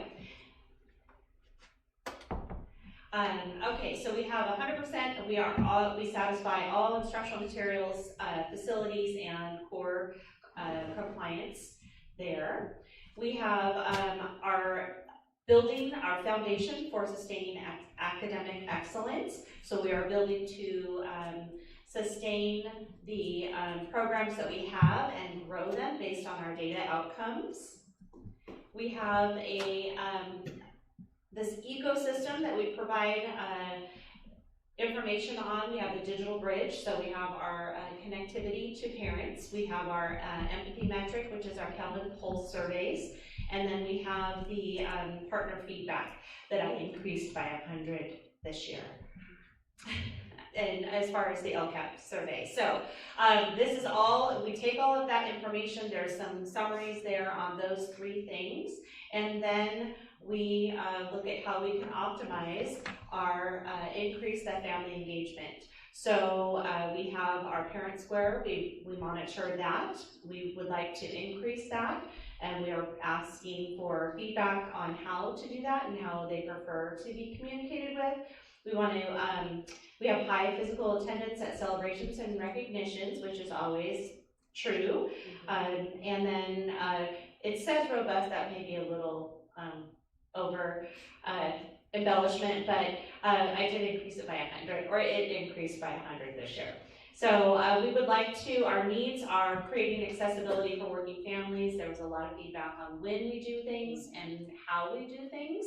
And then developing specialized targeted communication pathways for families with IEPs 504s. Now, I know that Special Ed did a lot this year. As you'll see in the LCAP, they had many partner engagements, especially for special ed parents. So that was something that we're very proud of this year. In developing the specialized targeted communication pathway, you know, some of our parents spoke earlier tonight about the loss of the 3-year-olds and the migrant preschool program. Is there any money in LCAP that could serve the 3-year-olds?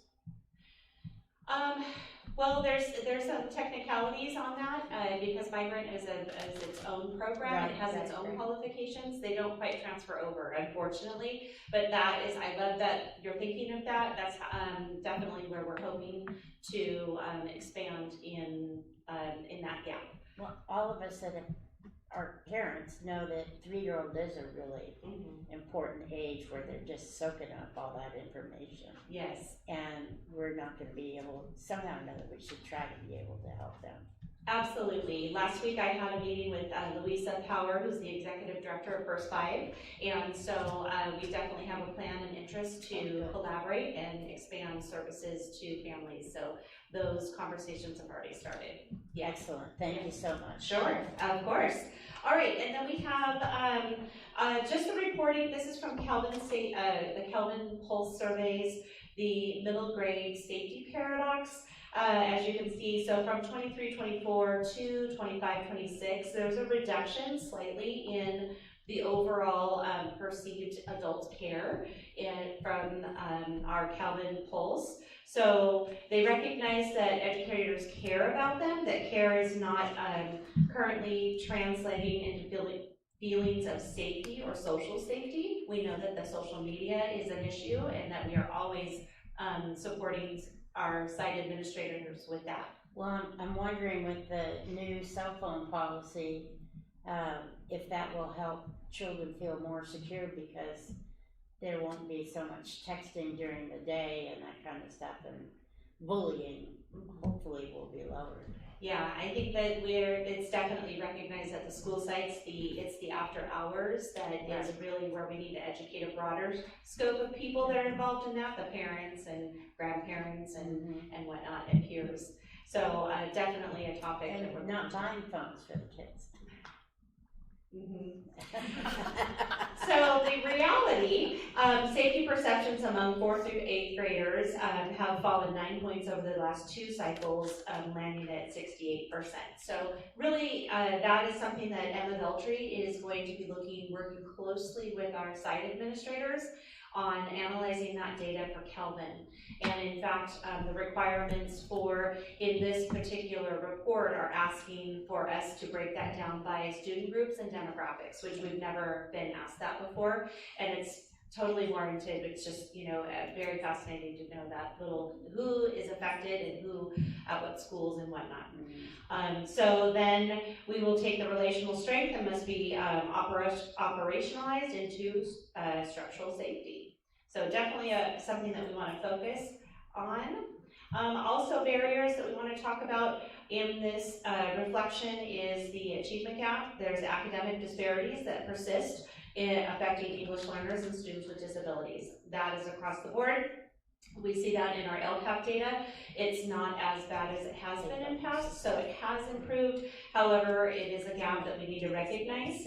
And then we have the attendance drain, so chronic absenteeism, we've talked about it at our joint board meeting. It improves, but it still is affecting several students, and so we want to make sure we're still attentive to that, and our liaisons are very crucial in that field. And then our staffing hurdle, making sure that we have high quality staff. That was one data point that declined, and so we want to make sure. I think that our NEST program is working great, our Boost program is working great, and so we want to make sure that our staffing is addressing the needs of students and they are consistent and long-term. Okay, and then bridging that gap, looking at deploying uniform MTSS team processes at all school sites. So this year we are so excited. All school sites will be hosting MTSS team meetings and talking about every student that needs to be talked about or brought attention to. We're also having educator empowerment. That's with the NEST and PD. Activities that we have planned, and then our program expansion. So AVID, we've heard that several times tonight with English learners, with our success with our reclassification, our CTE labs, and our ELOP enrichment. So several things that are working multifaceted approach to accessing or bridging that gap so that we have equal access. And then we're going to, again, we're going to look at campus safety. That's an expansion of PBIS. Not all of our schools do PBIS. They may have capturing kids' hearts from previous years, but we really want to lean on that. We also want to implement restorative practices at a deeper level. That's the assignment of a full FTE of social worker at every single campus. And then dedicated safe spaces. That's in the LCAP where staff can open up their classroom or their library for students to go to if they need a little refuge. We also have those sort of structural things that we need to address, like being able to lock the classroom door from the inside. Yeah. And possibly we're gaining a lot more cameras, which will help. And then of course, thinking in some way about bulletproof glass for our offices and that kind of stuff. Yeah, and I think the communication is key on that, so that people, perception goes a long way, and so when they feel like they're, safe and they know about the resources available to them, then they can certainly relax and engage in that academic. Well, it helps also for safety means learning. Yep, you absolutely. can learn when you're safe. That's right. That's right. So we have an ultimate evolution, our community hubs. This is so amazing as we do our systems transformation that Jennifer spoke about earlier. We're talking about how we do a nested system. Everything we do should be around the student. And so what is closest to the student are the academics. Outside of that is the wellness, and outside of that is the community. So our community schools is doing a great job there. We want to continue focusing on the student and how we can support the student in their safety, academics, and their social, emotional, and their behavioral wellness. Okay, and so this is basically a summary of all the things. We have the data sets that come in from our local indicators. They go into the LCAP, which have a bunch of other indicators. And then we have our action plan through the goals and actions that we're going to talk about later in the LCAP. And this slide is probably the most important slide, I felt like. The lights are on, the materials are in hand, and the standards are high. We know our strengths, we transparently acknowledge our challenges, and we have a definitive funded plan to build a safer, more connected future for every student. And so this is a perfect segue into the LCAP. Questions? Guys are doing a great job. Thank you. Would you like me to read this several page packet? No. Mr. Ward? Okay, then I will conclude my report. I'll make a motion that we don't. Thank you. Okay, so we're here, right? See? Superintendent's report. Oh, we're there. We're already at 13. Woo-hoo. Okay, superintendent's report. Okay, going on with the theme, I will try to give myself 5 minutes. Here we go. We are looking and celebrating at our district's accomplishments as we reach the end of a fiscal year, and I like to talk tonight about building the future of the Hollister School District. Next slide. So we are looking at the foundation.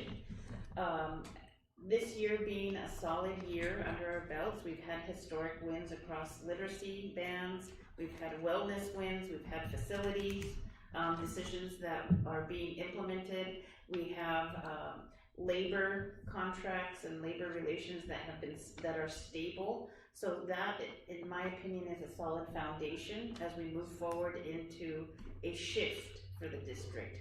And this shift is intended to create any systems where systems do not exist, take a look at the systems that we have in place to ensure that they are all focused around students, so that, and we will go into a little bit more, instead of the district office making edicts that go down into the classrooms, that we look at the students in the classrooms, we look at the classrooms, and then we make the initiatives upward, so that each student and each classroom, each staff member is supported in that way.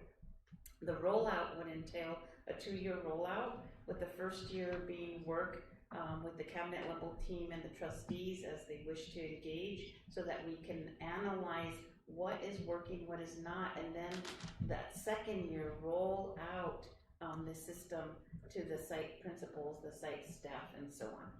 Move forward, please.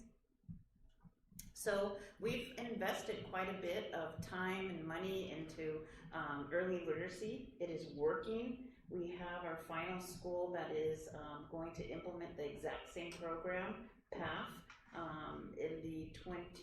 in the following school year, the one that's upcoming. We know that PATH works. We know that our supplemental programs such as Zern and Accelerated Reader and Lexia are working. And we're being very deliberate as we implement these programs and supplemental tools. We can move forward. When we look at these numbers, you know, my eyes completely go to the large numbers on the left. Our staff are working and using these supplemental programs. Our students are accessing the programs, and we're seeing that our literacy scores are stabilizing. And we see that across the district as we look at the different CASP scores, as we look at the different local assessment scores. However, on the right side, we need to think about math. And we've talked about this before. As we're moving forward into the new year, we have plans in place that will help support our math pilot, that will help support our math collaboration within the district, and ultimately create a math leadership type of program where our own internal staff could potentially be math leaders. And then the ultimate goal is to pick a math adoption in the 27-28 school year that is selected by our staff. That would be beneficial for our staff. Next slide, please. So again, more numbers. As we look, we have huge participation in these programs by students across the board, students across the school site. So that is something that is very admirable, and you know, it is accomplishment by the district, by the staff, by the students. Moving forward, we also were very specific and very strategic in supporting our largest school with our largest student population, HDLA, as they work towards that DLI framework. This now becomes their manual for this school. Being the largest school and the largest school of choice that we have, we know that this manual will ensure that the program continues, that staff and parents alike know what to expect when working there or enrolling their children there. Moving forward. We have had critical check-ins of more than 4,000, and that is by the SE team. We've talked about Kelvin climate surveys that helps us give us an insight into what is happening, what our students are feeling, what our parents are feeling. We're looking at facilities. The board has made some very wonderful decisions that I know that Director Bazetta and his team are implementing right now, and we'll be able to report after the summer in regards to what projects have been completed. We've been launching, and we are waiting for the state approval for the central kitchen, which will be a game changer for our district. So we're moving ahead, moving forward. We have most definitely, a very proactive culture. We have a tiered system where all students have access to our social emotional team. We have the surveys.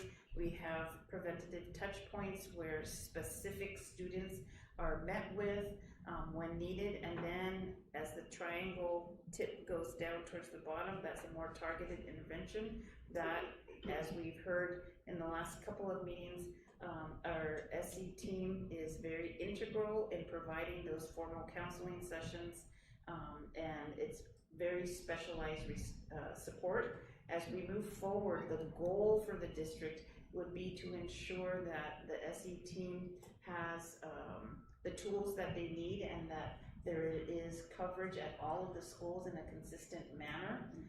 And then the future would be to explore any potential revenue creating systems for the SE team. Moving forward, please. So we have a vision. We have, in my opinion, have realized the vision. The district is stable and the foundation is secure.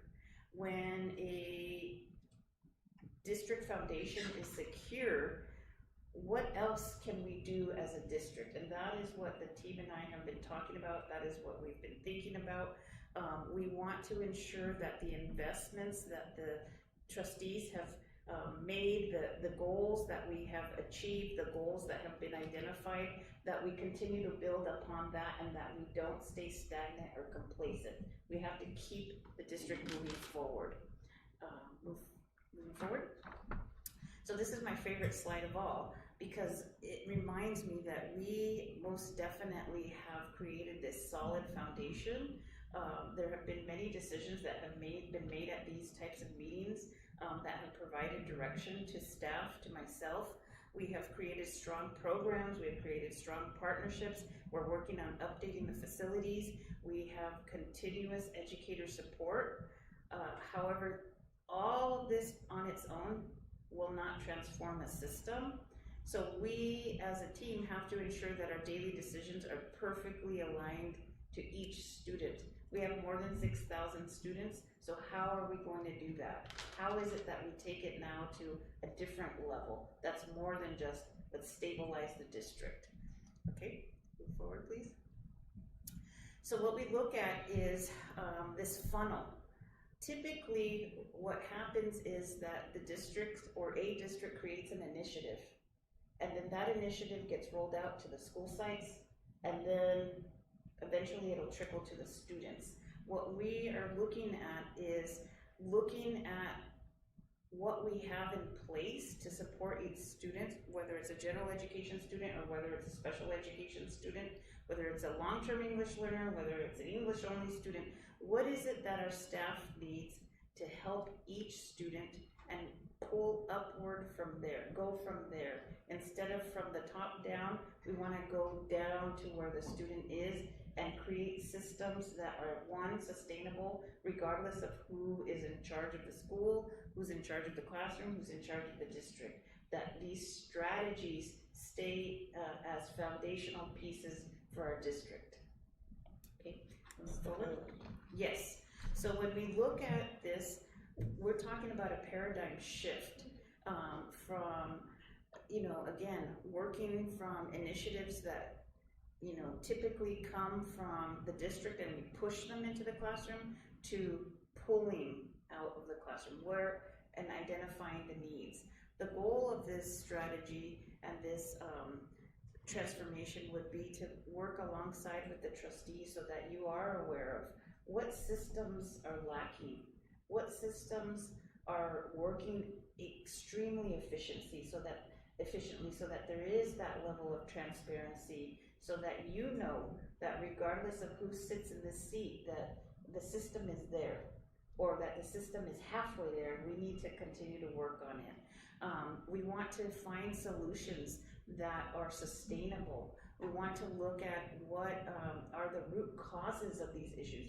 Is it that our students need curriculum? Is it that they need more comfortable chairs? Is it that they don't have chairs? You know, whatever that issue is, we want to identify the root cause and allow for there to be that transparency piece, so that as trustees, as you govern over this district, that you are completely aware of what we are finding as root cause issues and what our solutions are.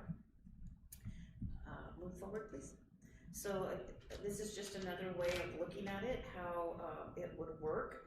We're going to look at what has happened. We're going to investigate these issues. We're going to support the solutions, and then we have to create a system, because without creating that system, that stable system, then it's kind of pointless to go through this process.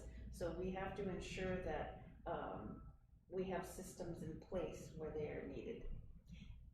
One of the things that has been going on, and it was demonstrated with our reclassification, is that we are looking at the student first in many of our programs. Yes.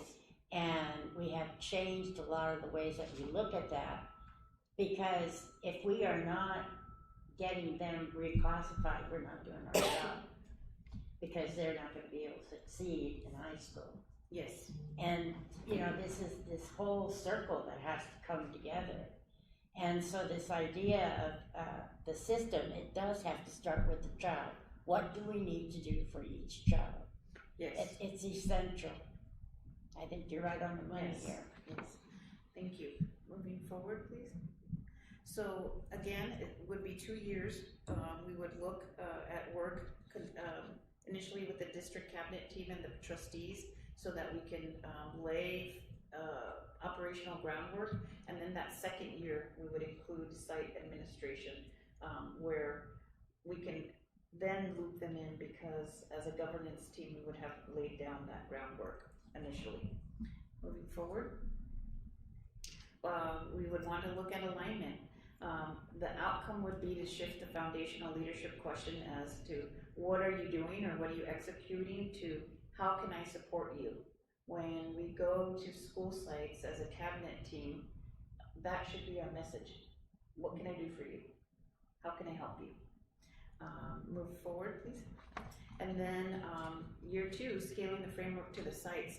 So the outcome of this year would be to transform the existing instructional model. And when we talk about coaches, it could be a site administrator could serve as a coach, a district office staff could serve as a coach, a site staff could work as a coach. It doesn't necessarily mean to hire coaches. It just means that we are equipping each other to be that type of support person. So instead of just monitoring compliance, that person, whoever the support person is able to identify what the needs are and guide their site or guide their leadership team to figuring out how do I anticipate student needs, how to ensure that the system at that school site or in that classroom or in that grade level is in place to ensure that the students are succeeding and having what they need. Not only the students, but also the staff. Moving forward, please. And then last but not least, we always take a look at enrollment in the superintendent's report. This is from Aries, and -1 at the top in that dark bar means TK. So as we look, we have a grand total of about 5,049 students. It's broken down by school and by grade level. There are pending enrollments that are not included in that count, which are equivalent to 69. That means that perhaps the parent or the guardian still needs to add something into the Aries portal. And then once that's completed and or that phone call is made to follow up, you still need your X, then that enrollment is added. Plus we have people moving in. That's right, that's right. Moving forward. And this is the last slide. When every student consistently gets what they need, it is not an accident, so we're trying to be intentional. It is the result of a system where daily work is designed around student needs, where problems are visible. It's okay to have a problem, we just need to talk about it and address it, and where the whole system is pulled into alignment by the people it serves. I am here to serve the staff and the students. The site staff are here to serve the students. We just have to synchronize it all and align ourselves. I think we're doing a good job. And that is my report. Do you have any questions for me? This is amazing. Yeah, Yeah. there's a lot of good work happening. Okay, we're gonna do number 14, approval of the regular board meeting minutes for, May 26th. I make a motion to approve the regular board meeting minutes for May 26th, 2026. Second? Okay, so, Liz. Liz, Oh. what do you vote? I've thrown you. Oh, okay, sorry, I thought we were gonna go down. Aye. Kathy? Aye. Cheryl's not here, so I can't call on her. Kim? Aye. And I'm an aye. Okay, Skipping 15. we're skipping 15 and we're going to 16.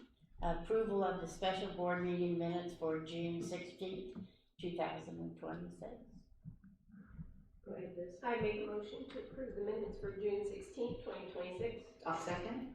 Okay, so Kim? Aye. And Kathy? Aye. Liz? Aye. And I'm an aye. Okay, approval of the special joint meeting minutes for Hollister School District and San Benito High School District for June 16th, 2026.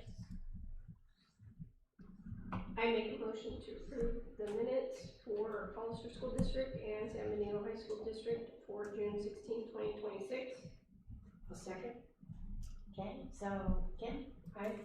Kathy? Aye. Liz? Aye. And I'm an aye. All right, so now we're gonna go to discussion and action items. Discussion and action on approval of the 2026-2027 HSD Local Control and Accountability Plan.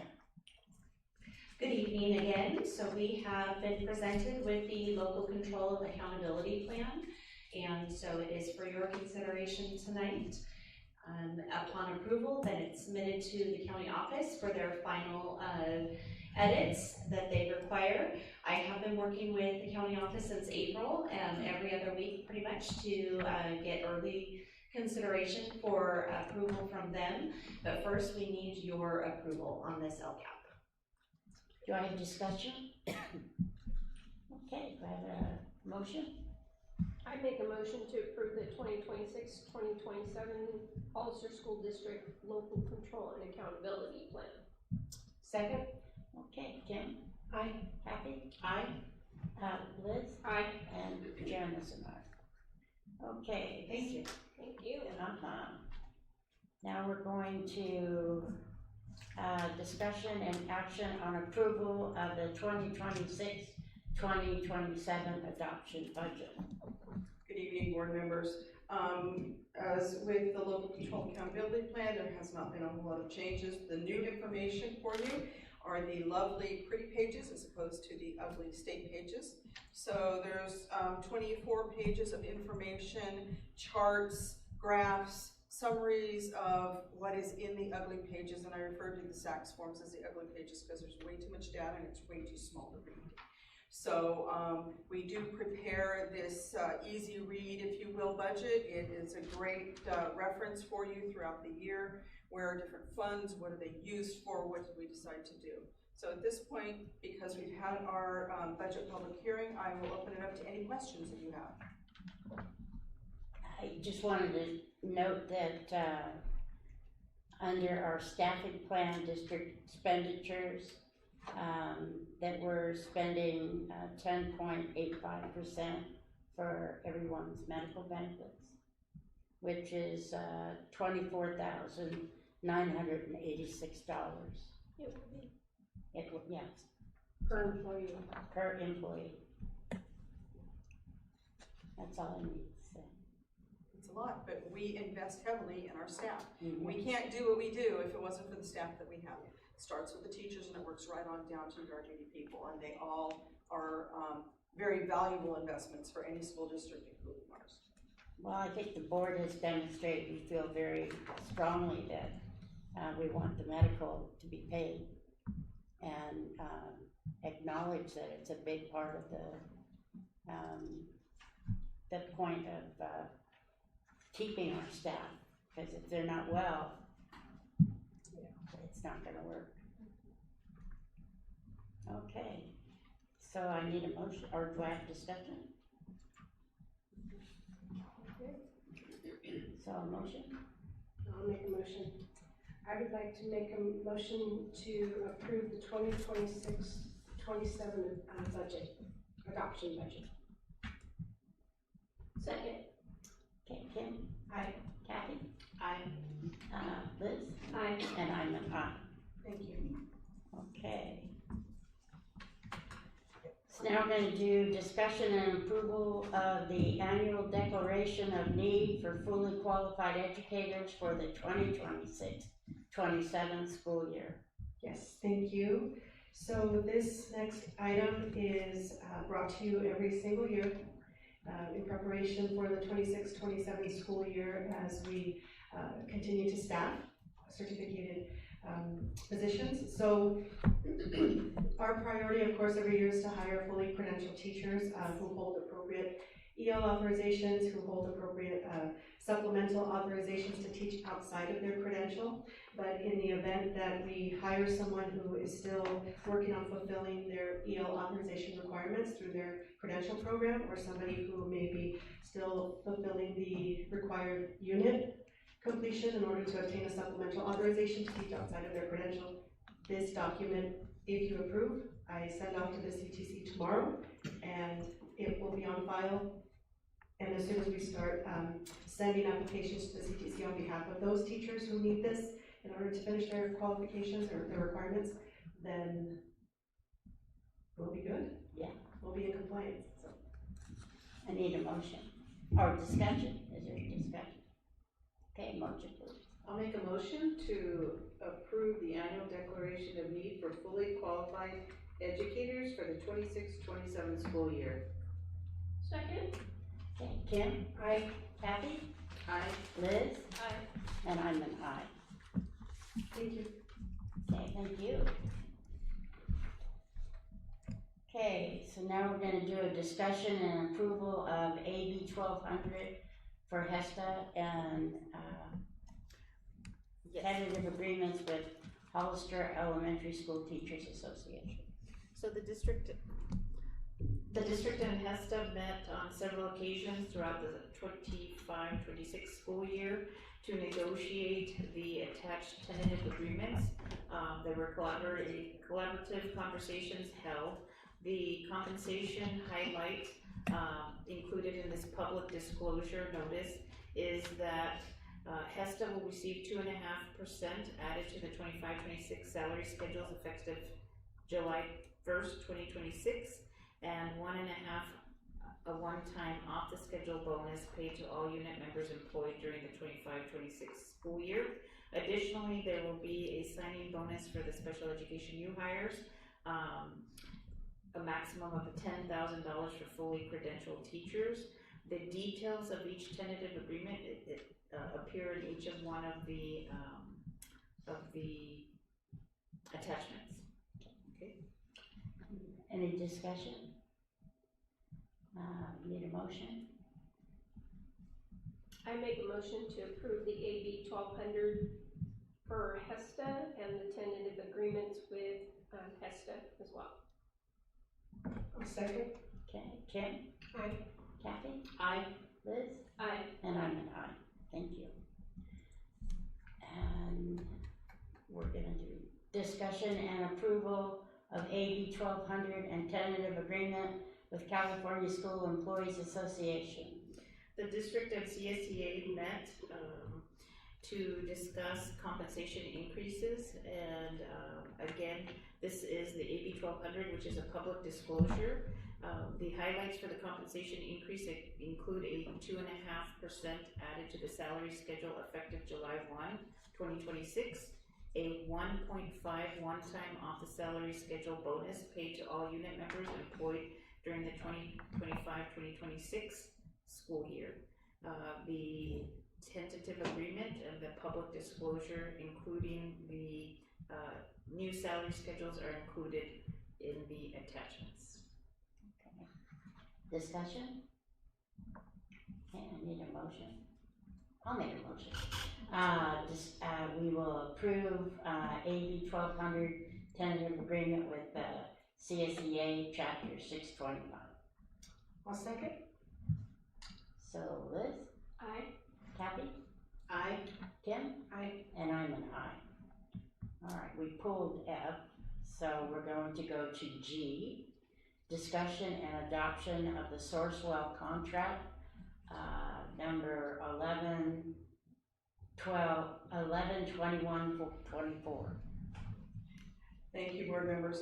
2 years ago, we brought the Sourcewell contract to you as a cooperative purchasing agreement that has been let and is available for school districts to use when we replaced probably about 1/3 of our copiers. The next 2/3 of our copiers were bought at different times, and their leases have expired throughout this year, and we have been extending them on a month-to-month basis so that we can get our copier leases back on cycle with the fiscal year. So with this, we are asking you to approve the Sourcewell contract, which will then lead us into the next item. Okay, I need a motion. Any discussion? I need a motion. Go ahead, Liz. I make a motion to adopt the Sourcewell contract 112124. I'll second. Okay, Kim? Aye. Kathy? Aye. Liz? Aye. And I'm an aye.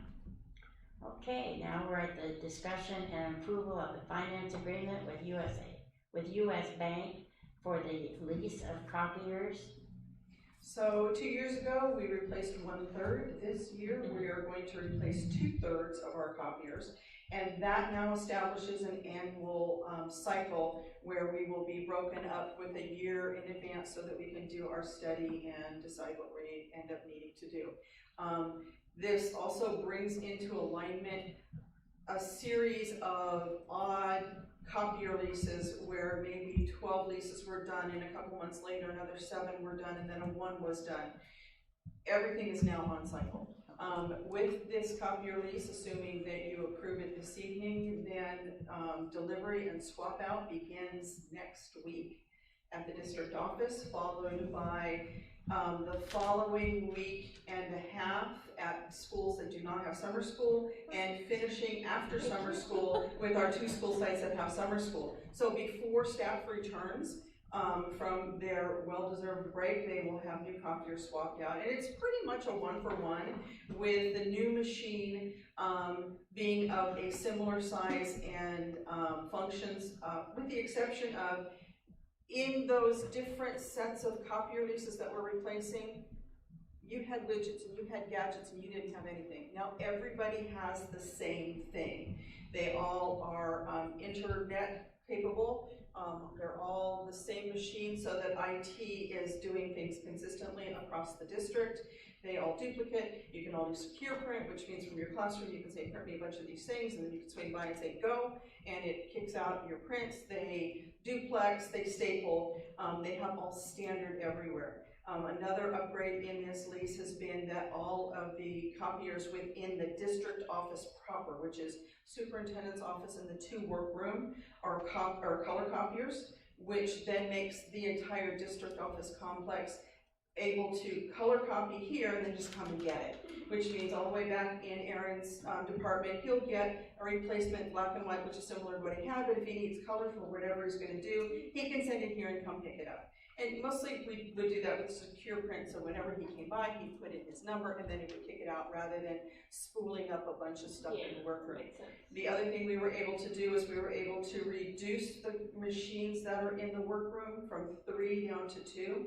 There was a very large monster machine in there back in the day when we used to get Black Line Masters and actually make workbooks. as opposed to purchasing, consumable supplies that we do right now, or some of the stuff that we have that is, on our devices. And so we were able to make a little bit more room in there. It is gonna be much more friendly for working. And so all of that with a whopping $1,000 savings for the year. So it's a savings, I'm happy with that. And everybody now has machines that are no more than 2 years old. Sounds great. Very good. Okay, so I need a motion, or discussion first. I need a motion. So I'll make a motion to approve the finance agreement with US Bank for the lease of copiers. Second? Okay, Kim? Aye. Kathy? Aye. Liz? Aye. And I'm an aye. Thank you. Okay, so discussion and approval of board policy and administrative regulations. We're really light tonight because we were thinking there was a lot of things on the agenda tonight, and because we couldn't get the policy committee together, but there's gonna be a whole large stack for next time, so believe me, they already know, they're ready to go. We're gonna be getting together in the next couple of weeks or so. So the ones that you have tonight are two that have been sitting in suspense. The board policy and AR 1114, district-sponsored social media, is one that we brought for our first reading last time. We provided time for input, we received no input, so you are getting the same one back again for adoption tonight. The second one on there is the smartphone, social media, and electronic signaling devices, that even though we already have an away from the day policy, this is one that specifically addresses the law that says we have in a policy. So we have belt and suspenders here, and it is required to be adopted by the board by June 30th. So that is why that is on the agenda for this evening. So with that, we are requesting approval of the board policies and administrative regulations as presented. Need a discussion? A motion? Discussion. Thank you, Jan and Cheryl, for your hard work on the board policies this year. That was quite an undertaking. Yes, it's been. A She keeps lot us of busy. work. Yeah, but thank you. But I think your involvement just reassures the rest of us that, you Yeah. know, the board's input or questions and details don't get convoluted here, No. right? And there's an opportunity for you guys to have those discussions outside of. We've had some long ones, so But it yeah. still offers you an opportunity to convolute if you need. Yes, Right. Because absolutely. they will bring their input to you, Yeah. so you get both. Yeah, right. But I think developing that way of doing it, I think has made a big difference. Oh, I did too, yeah. So I make a motion to approve the board policy and administrative regulations as presented. I'll second. Okay, Kim? Aye. Kathy? Aye. Liz? Aye. And I'm an aye. Thank you. All right, so now discussion and approval of the memorandum of understanding between the Hollister School District and Hollister. You're just trying to scare me. Just want to see if you're awake. Just kidding. No, they're not wrong enough. No. Okay, I'll just talk really loud. Okay. We don't want yours Brandon, to she pop broke up. it. Yeah, she broke it. No, I'll fix it. 20 years old. Just do it, just Okay. Okay. You need the wireless one. Yeah. So, the item J is the memorandum of understanding. We have been talking about this for a couple of months, in regards to an MOU between the Hollister School District and HPS. The charter petition renewal has always mentioned an MOU. This will be the first time we actually create an MOU and have one in place. What this deals with is the charter school's operations, and our responsibilities as the district authorizer in regards to, but not limited to, fiscal and operational reporting, oversight fees, special education responsibilities on their behalf, student services, etc. What this MOU will allow will be for us to have that legal backing when we ask for different reports, different data points from the charter school. So the recommendation tonight from staff is that the trustees accept this MOU, make a motion so that we can implement it. We have engaged in conversations with the district's legal team, and HPS has used their legal team, so this has been vetted by both legal counsels. Any discussion? I need a motion, please. Okay, I'll make a motion that we approve the memorandum of understanding between the Hollister School District and Hollister Prep School. A second? Okay, Kim? Aye. Kathy? Aye. Liz? Aye. And I'm an aye. Thank you. Okay, I'd like to make a motion to approve consent items A through L, M through U, and W through Y. I need a motion. I need a second. I'll second. Okay, Liz? Aye. Kathy? Aye. Kim? Aye. And I'm an aye. Now, we have pulled N, M, B, and Z for discussion. Right, we asked for this, because we would like to direct, our, administration to come up with some kind of a scale that, utilizes experience, utilizes, education, so that we have some kind of a ballpark when we're contracting SLPs, so that we have a better, a lot of it will be determined how many hours, we understand that, but we should have some kind of a ballpark, some kind of a schedule of what we're gonna start contractors at, what our expectations are, what we expect them to do, and since it seems that I don't know if we'll ever get away from having contractors, so we probably should have some more procedures to tighten it up. Any more discussion? No, I think you're pretty much on point.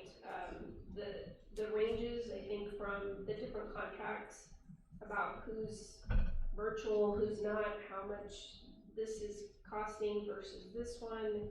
I think what you've stated makes sense to direct the district to find something that fits our needs that, and isn't so And wide compatible. and compatible, so wide ranging in cost. Yeah. Any other discussion? I do appreciate that we've been able to hire more SLPs. Yes. Yes. And That's a to big be one, commended. and that's what we want. Yeah. I'd like to make a motion then that we approve of, M, V, And Z. and Z. I'll second. Okay, Kim? Aye. Kathy? Aye. Liz? Aye. And I'm an aye. Okay. So, now we're down to board member reports. I did write it down, but, we've had a lot of meetings.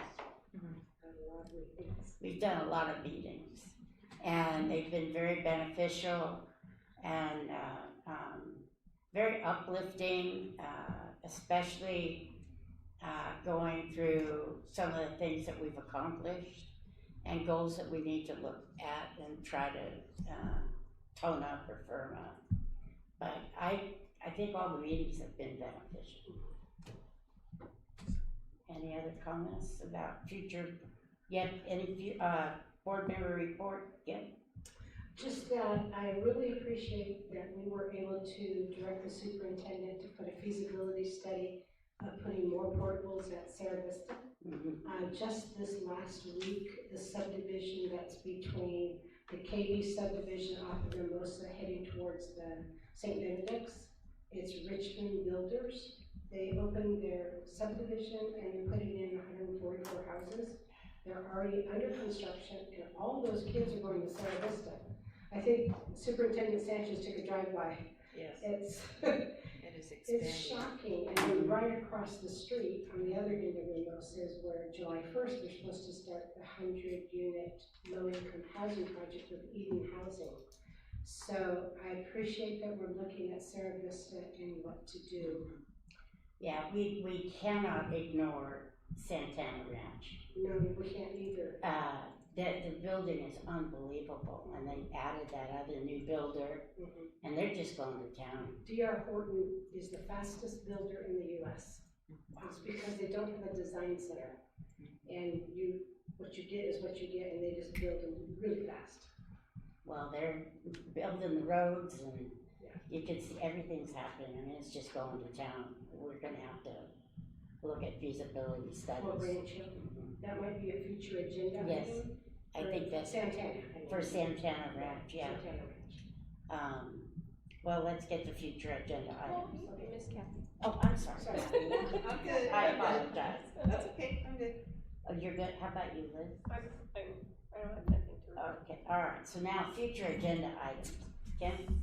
I would like to have a discussion regarding a feasibility study of putting some more portables or something at Rancho Santana. And we do need to, do we have other board members? Consensus. Do we have a consensus from the other board members? I think we need to do it. Yes, I think we Okay, do. so that would be a consensus. Okay. Anybody else have future? I think that at one point we were discussing board meetings, possibly changing them. Do we want that to be a future agenda item? Changing the amount that we have, or? Oh. You mean going to 2? Do you want that to be a future agenda item? Well, Or just a discussion? yeah, we need a discussion about it.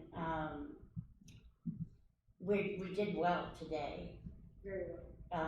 Why don't we, maybe we should, with the streamlined, presentations that we have tonight, maybe that, we should see how that goes, because we're gonna be out of here. When you're timing it, Right. putting a time limit to things. Yes. But I think, the other topic was, developing, some special study sessions to incorporate some of the heavier discussions. I think that Cheryl was Yes. really interested in that, Yeah. and I think that's important. Right. She will be here for the July, so, can somebody help me formulate what we want? I think what we're asking for is possibly a few more special study sessions. Well, I think we just wanna make it a discussion, an Yes. agenda item. Yeah. Yes, okay. Under And- discussion action. Yes, about, topics about feasibility. Either balancing, either developing a second board meeting, a regular standing second board meeting, or, because we can't add any more to our regular board meetings, because they're already calendarized for all the way through December. We can't change that now, so they would all have to be special board meetings. But I think it's just trying to understand when we do agendize, when we're developing the agenda, if it's a heavy agenda, kind of trying to figure out, do we need to maybe develop 2 that month? If it's going to be a Look at heavy it by month, yeah. and maybe institute a special board meeting in those months that we have to capture a little bit more in. Yeah. Okay, that sounds good. Anybody else on future agenda items? Okay, any announcements or reminders, Kim? My daughter's pregnant. That's wonderful. I hope everybody has a nice summer break. Well, I was gonna ask Kathy, do you have any announcements? And Liz? I agree, I hope everybody does have a good summer break, and we're, I make a motion to adjourn. I was gonna say we're out of here. Bye.